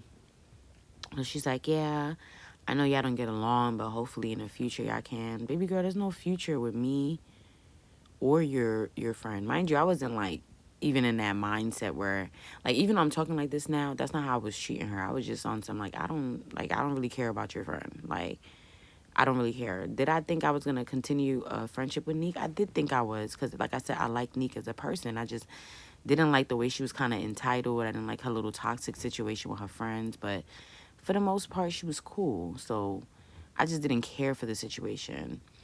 So she's like, oh, but one thing I do agree, like, you may not like Brackhead, but one thing I do agree is that she did say that it's a little crazy how you have me paying you for this room because I had to borrow $100 from her to even pay you the $250 because I didn't have that much on me. And she was just like, how it's crazy that she was like basically saying that like you're not really my friend because you're making me pay for this room and you got it for free. First of all, why are you discussing my business with Brackhead? When I told you that I got the room for free, I told you that when you were lingering around me at the counter and you were trying to get put on game. And don't think I got anything for free. I got comped rooms because I've been a member with this system for a long time and I done spent so much of my money with them. Ain't nothing free in this world. And why would I have to share what I gained, my hard work, my hard-earned spend money with you because you came somewhere hoping that you were gonna suck some DICK for a free stay? Excuse me, you're not my responsibility. And that's the issues I've always had with women. Y'all get around me, y'all see how sturdy I am, how I could take good care of myself, and y'all think that I'm your mommy. I'm not your mommy. I hate that. Why do I gotta be your mommy? I'm not your mom. I didn't come out here to parent nobody. I don't have kids of my own. I parent my dog, and when I'm not around my dog, I'm a free woman. The fuck? I'm not your mommy. I'm not here to bail you out of situations. I don't even know you. I don't owe you anything. But the fact that you and Brackhead were having conversations about me, my room, what I pay for, is out of order. I don't care you had to borrow money from her to give me. She should have gave you somewhere to stay. That's your friend, right? The fuck? You didn't want to stay in that crowded ass room with them. You should have did that and saved your money. Same way you're talking to her now and you're friends with her again. You should have made up with her on the Sprinter on our way here and shacked up with her and saved your $350. Don't worry about what I got going on, my pockets, what I'm doing. It's just my shit. I pay for it. Whichever way that was. And you still gotta pay me. Because now I had to share my space with you. You inconvenienced me this whole trip. The fuck? No. Pay me my bread. The fuck out of here. Like, let me stop cursing. But like, what the hell? Like, drop in the comments if I'm bugging. Why would Brackhead, mind your business, brokey, Brackhead, shacked up in a room with three other girls? The hell? Mind your business. Second, Nyc, why are you discussing my business with Brackhead? Y'all having opinions on what I should do as I'm a free woman. I'm not hearing nobody dime but my own. The audacity of you to need something from me and try to dictate how you know better than a man, Nyc. Because you need something from me and you're trying to dictate how you receive it. When you could get up out my face, and that's why I'm telling y'all, like, y'all think I'm a mean girl, but helping people comes with so much strife sometimes, y'all, that it don't be worth it. I could have just been in my room by myself, vlogging, doing my story time, just doing me. Instead, I gotta deal with all this bullshit because I'm nice. That's why I tell you I don't like to be nice. I don't like to give proximity and access. I don't like it. It comes with too much strife because people don't know their place. They take your niceness and your kindness as weakness.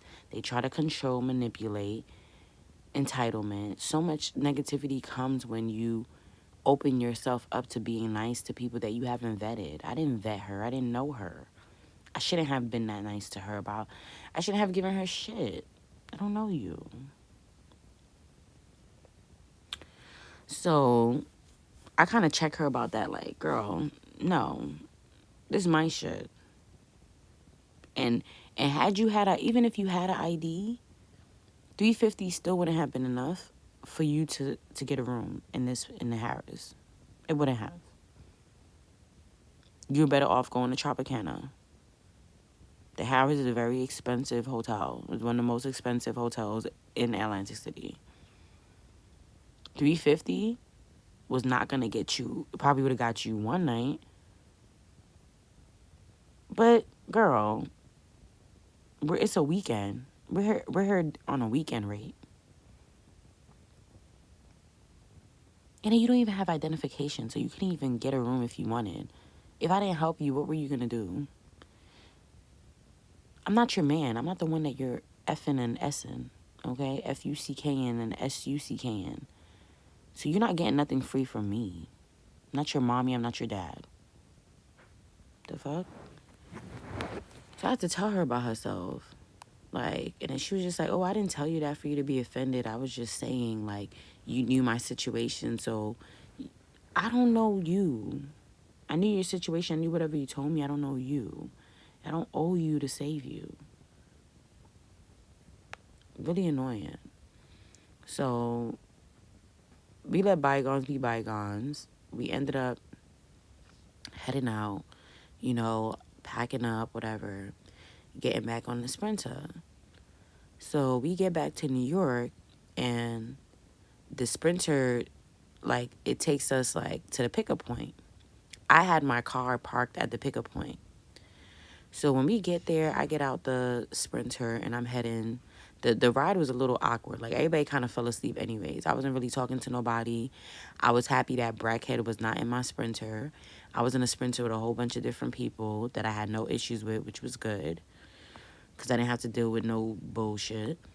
And then when we got back home, there was a designated area for us to be dropped off at. So I get in my car.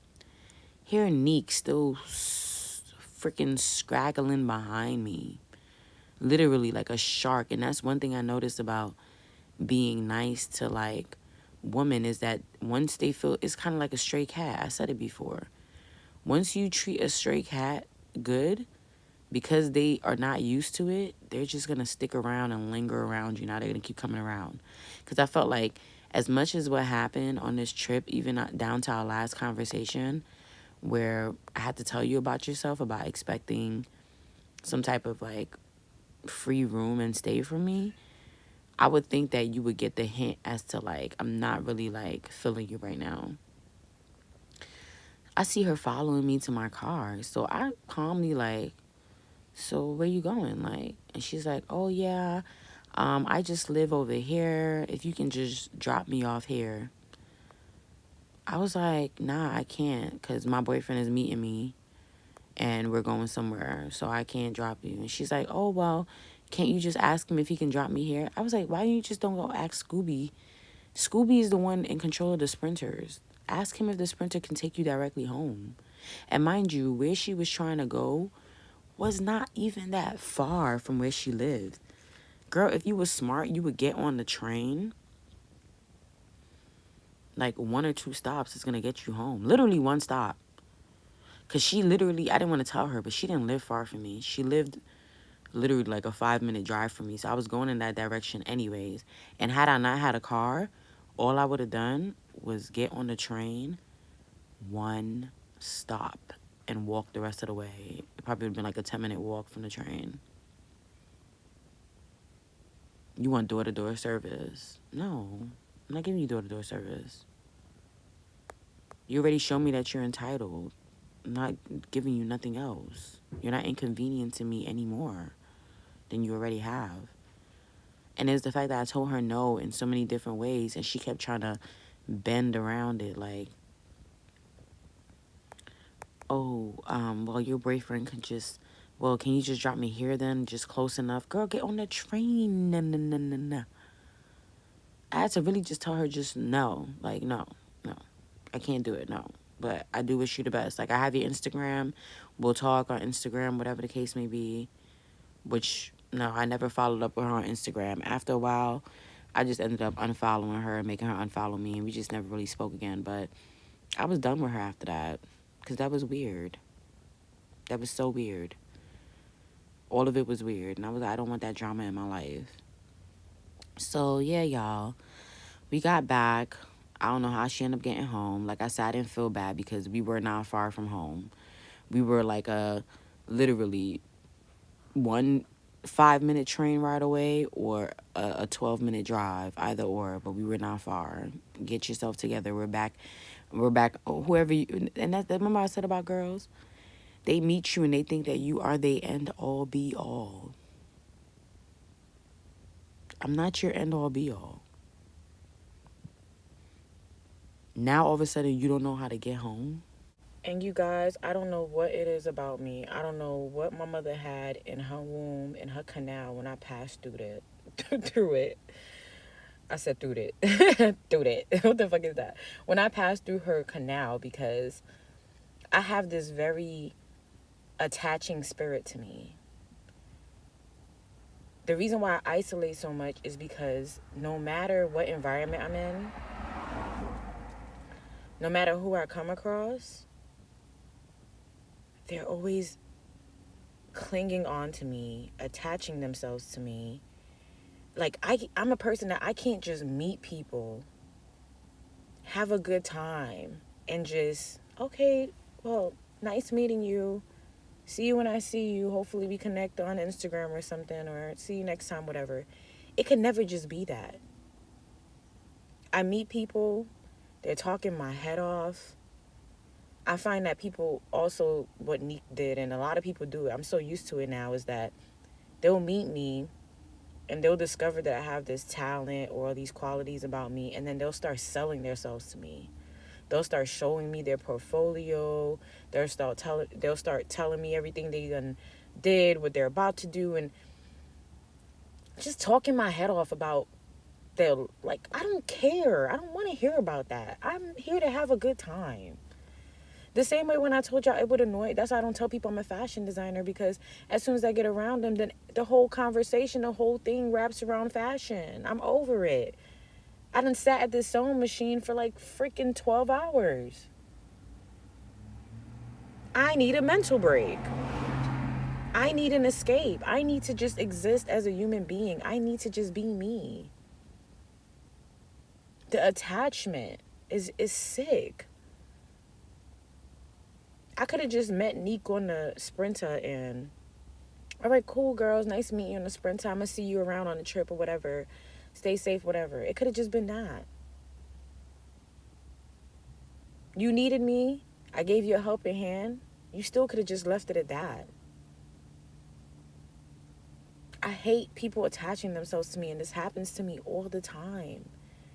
And then I have to be the bad guy to create that degree of separation, to set the boundaries, to unstick.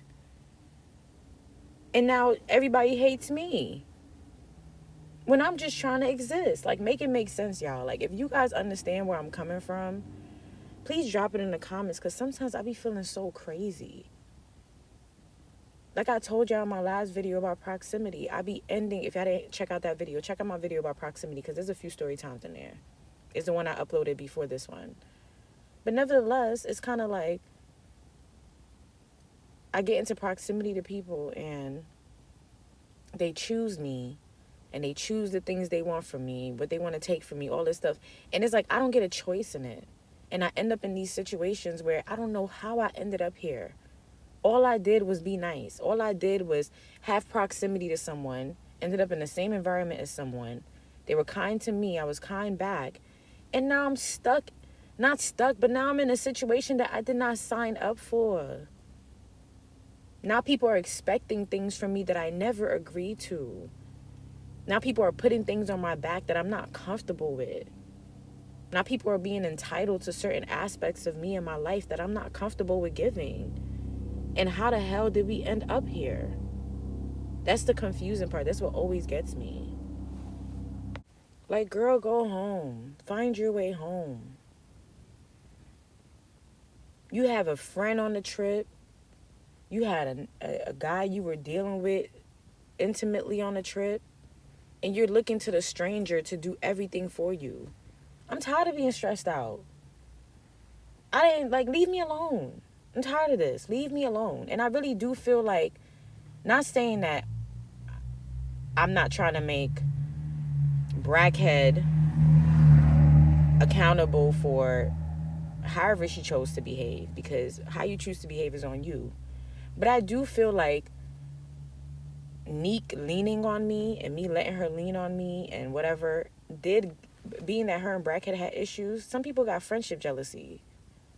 That probably tuned her up a notch, which is why she was kind of, so open to just being so negative to me. Because here I am interfering with her friendship and her situationship and shit. That's how she's looking at it.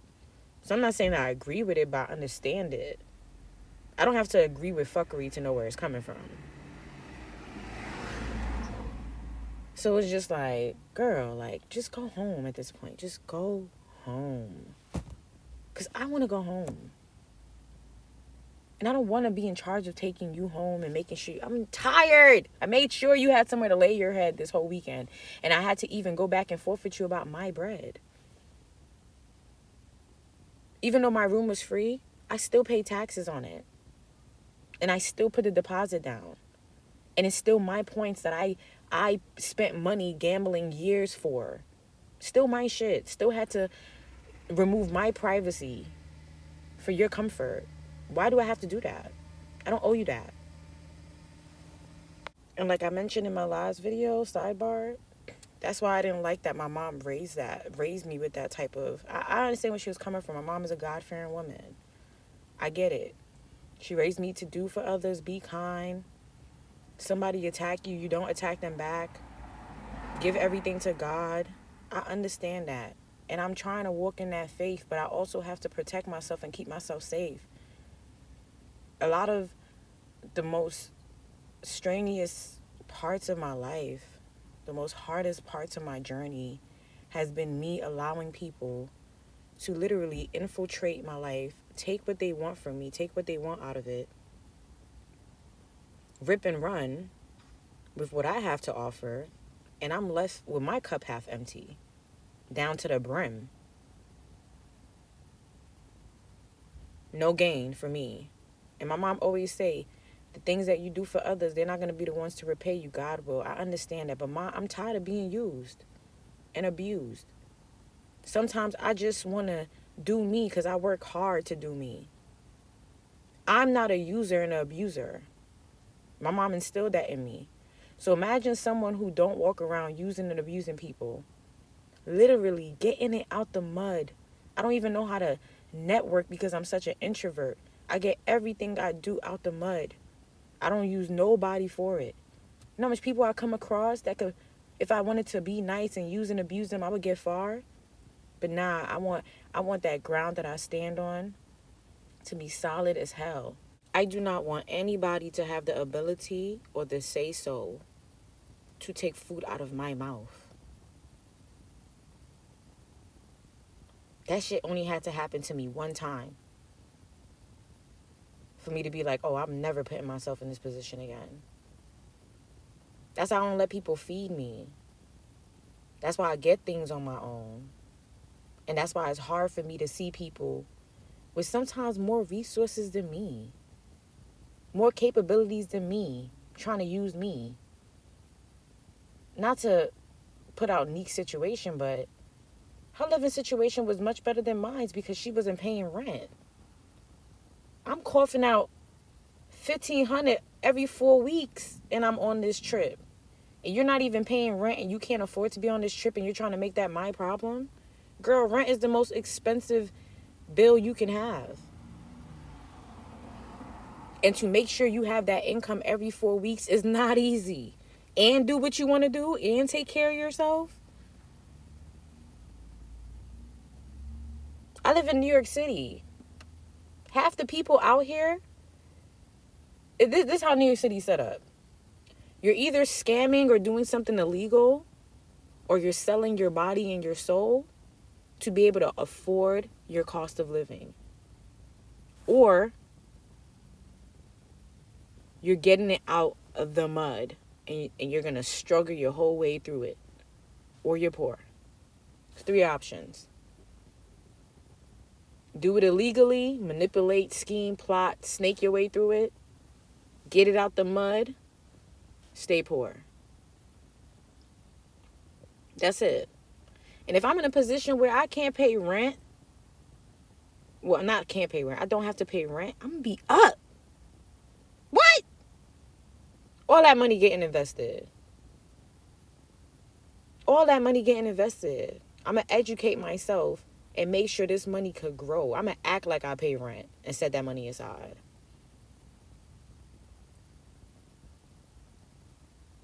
And a lot of people in New York City are, not just New York City, but you gotta remember, I'm a woman with no children. I do have responsibilities. I take care of myself. My kids are my goals are my kids. Everything I want in life is a kid. My talent is a kid. I gotta pour into that. I one time somebody told me like, "Oh, you ain't got kids. You ain't got no real money you gotta spend." What do you mean? My sewing machine costs 3 bands, and that's just one of them. For me to even do my talent to a certain degree, I gotta spend money for that. I gotta take care of myself. Half the women out here got kids just to help. Half the women I know out here are living off of cash assistance and government assistance because they have children to fall back on. Because when you have children in this goddamn country, it's like a free ticket. Not a free, but it's like a partially free ticket. The government is going to help you. You know how much of my friends I know who are on so much government assistance, and you see the way they living, you just think that they got it like that. Nah, they got a check coming in. Check coming in for being crazy. Check coming in for your kids. Check coming in for child support. Check coming in for food stamps. Check coming in for rent. Check coming in for Section 8. One shot deal. When you're a single woman in America, especially with the whole feminist movement that came about, you're left out to dry. They see you as capable of taking care of yourself and so much more. I don't get all that I don't get no assistance. I don't get none. I don't got parents to fall back on. I don't got, you know what I'm saying? Like, I got my one mom who's always there for me, but I'm never going to take from her. She had my sister to raise. And I'm grown. So honestly, I only got me. I got to make sure my dog is taken care of. I got to make sure I'm taken care of. And that's a responsibility all in its own. And I'm trying to aim for the stars and shoot for the moon, all that stuff. So my plate is full.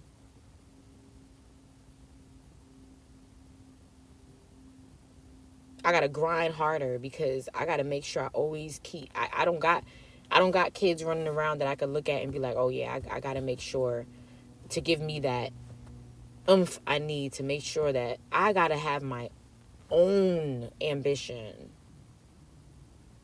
You know, people who have children, your kids get to be you get to look at your kids every day like, this is my ambition. This is what I need to look at to get where I need to go. When you are a single woman and you're childless, you wake up every morning and you gotta push yourself. You have to. And that's a struggle. Every struggle is different. That's a struggle all in its own. And people act like life don't be lifing for people who don't have kids. Life be lifing for us too. Kids are not the end all be all. They're gifts from God, but they don't dictate a easier or harder journey. Your journey is what it is. Your journey is yours. I don't know how I got to this topic of conversation, but all right, this video about to be like 2 hours long or something because y'all like the long videos anyways. You guys are sick. Just like me, because I'm a sicko. I love sitting down listening to stuff for like mad long. There's this one podcaster I watch, Milagro Grams. I don't know if you guys watch her, but what? Her 4 or 5 hour shows? What? I get my day ready for her. That's the only thing that's going to be pumping in my AirPods for the next 6 hours is Milagro Grams ranting. I love her. Love her so much. Drop it in the comments if you listen to Milagro Grams Mob Radio. That's my biatch. I send her money all the time. That's my wife. And I believe in her. And I believe in her story. And I believe in her journey. So I pour into her. Nevertheless. And if someone wants to pour into me, because that's what they want to do, because they believe in me, and they have good intentions for me, that's great. And I will pour back into them. But as far as me being a helping hand for unhealed spirits, for users, for abusers, I can't keep doing that. It takes too much out of me. And I'm always left feeling depleted, annoyed, frustrated, used. I hate it. I don't like it.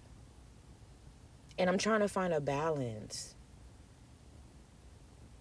And that's the reason why I'm choosing to pour back into the world in my own ways. My choices, not letting people choose me to pour into them, me choosing what I want to pour into. I give back to the dog shelters. I take care of the stray animals in the street. I give back to the poor. I give help where I want to give help, where I feel like this is where God called me to help. But as far as people that's just doing them and moving around trying to get what they could get out of people, I'm not here. That's not the help I'm offering. No. Go scheme and plot somewhere else. Not over here. That shit is annoying. And I feel like that's what my mom should have distinguished with me. It's not about giving back and helping everyone, but understanding how to select the right people to pour it back into. I've helped strangers on the street, literally, that I owe nothing. I just knew they needed my help. But as far as people picking me and saying, oh yeah, you're going to do this for me, Sarah, and this is what I could get out of you, let me see what else you could provide. No, I'm not doing it. No, I'm tired of it.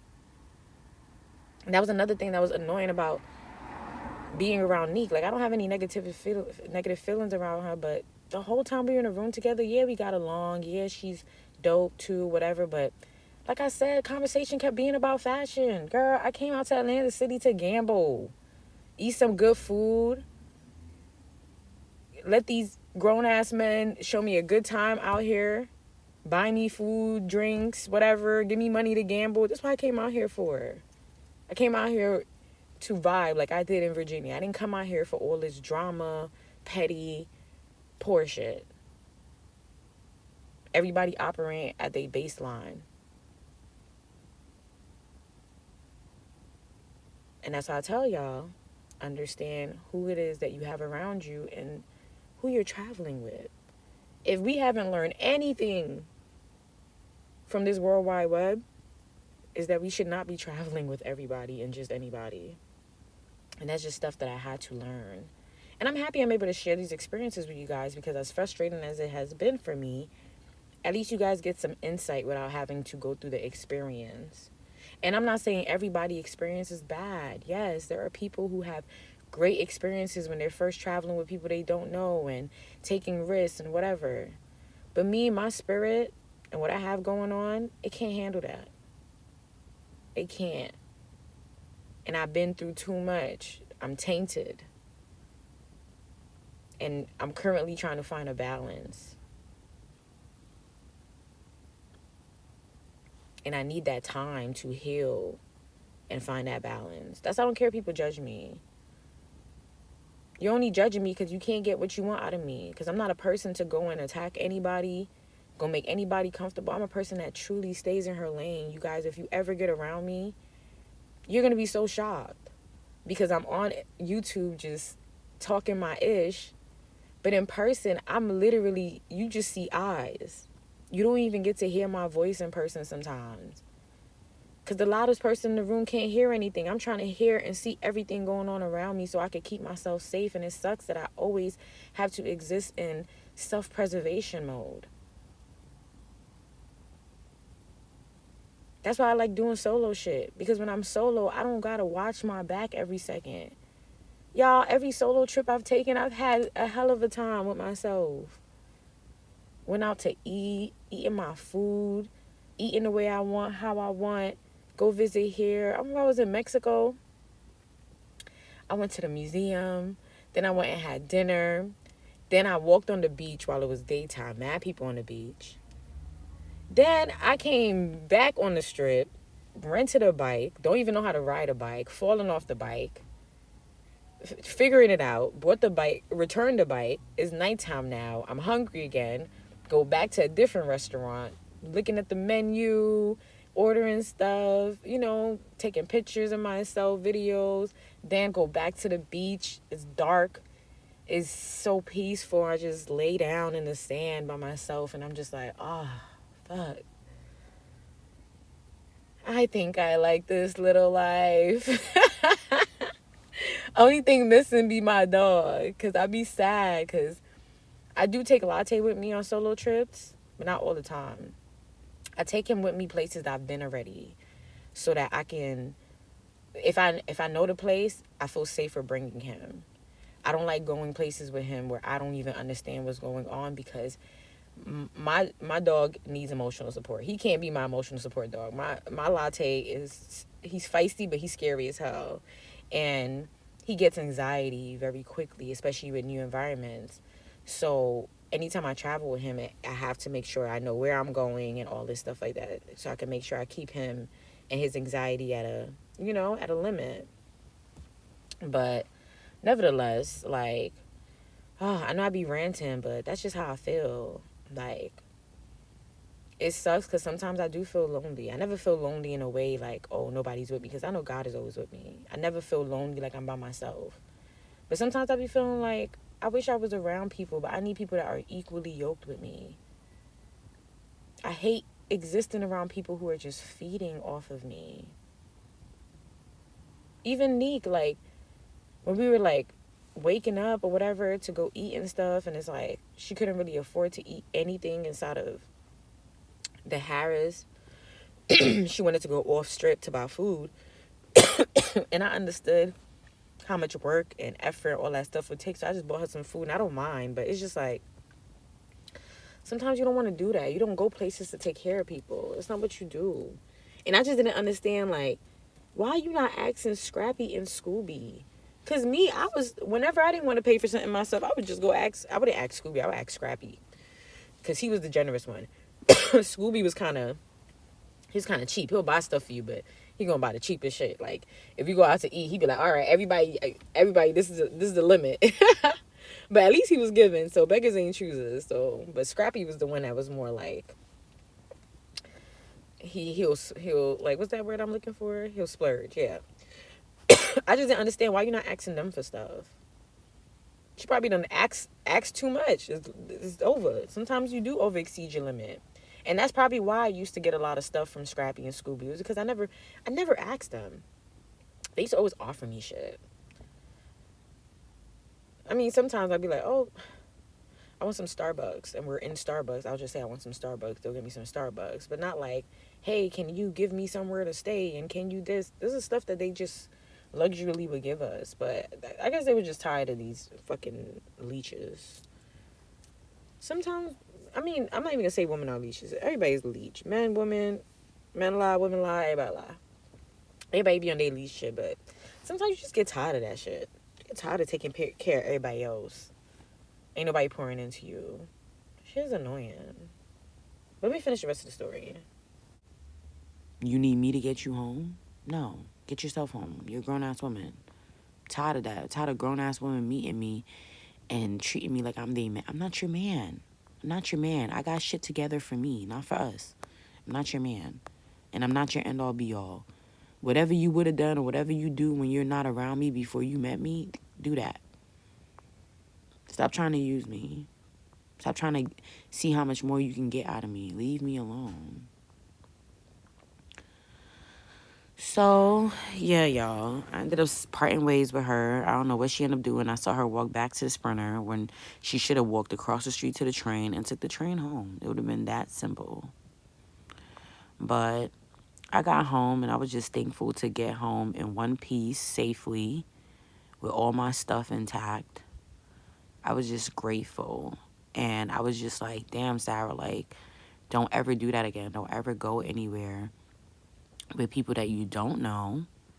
Being nice to them, putting yourself in situations that literally, had I not had self-control and understood who I was, I could have let that trip and the people on it really put me in some weird, fucked up situations.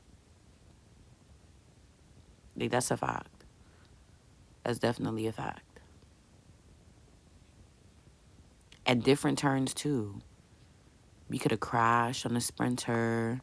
I could have got arrested for fighting Brackhead. Even when the boy, the DJ, got hurt, I could have witnessed the unaliving. Like, just too much. Too much going on for a little bit. That's why you really got to vet your situations, vet where you're going, who you're going there with, all that stuff like that, for a fact.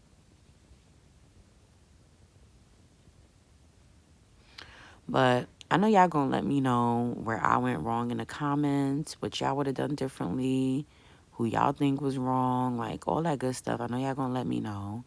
And a lot of people always want to talk ish about our story times. A lot of people that be trying to knock us, like, oh, go talk about your drama. Go talk about. We are over here literally saving each other. We are over here saving one another.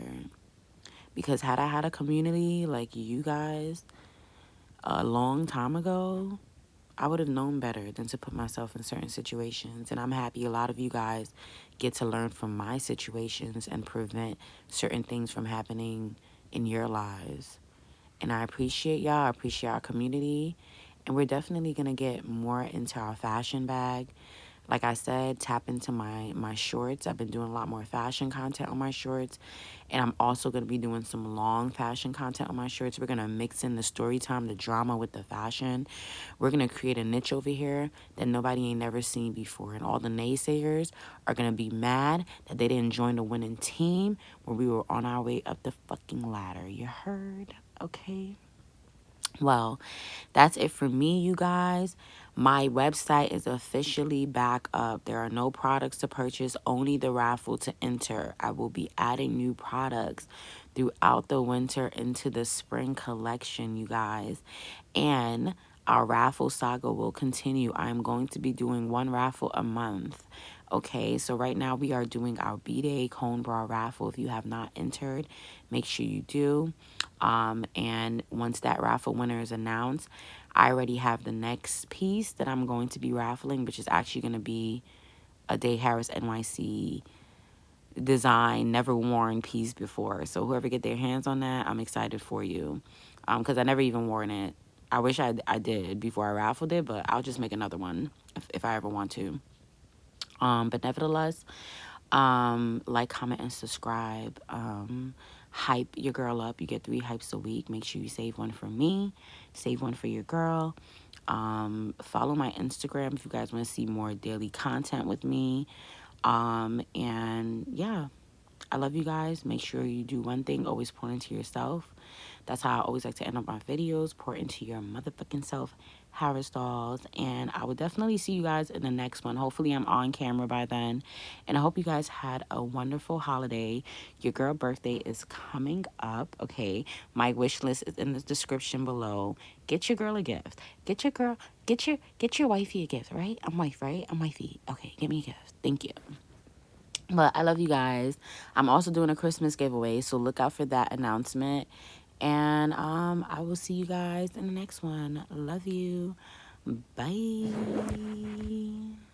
And do not forget, ladies, top priority is to enter the $5 raffle on dayharasnyc.com. I can't wait to see who wins. My Haras dolls finna rock out and custom Day Haras NYC. All right, see y'all in the next one. Bye.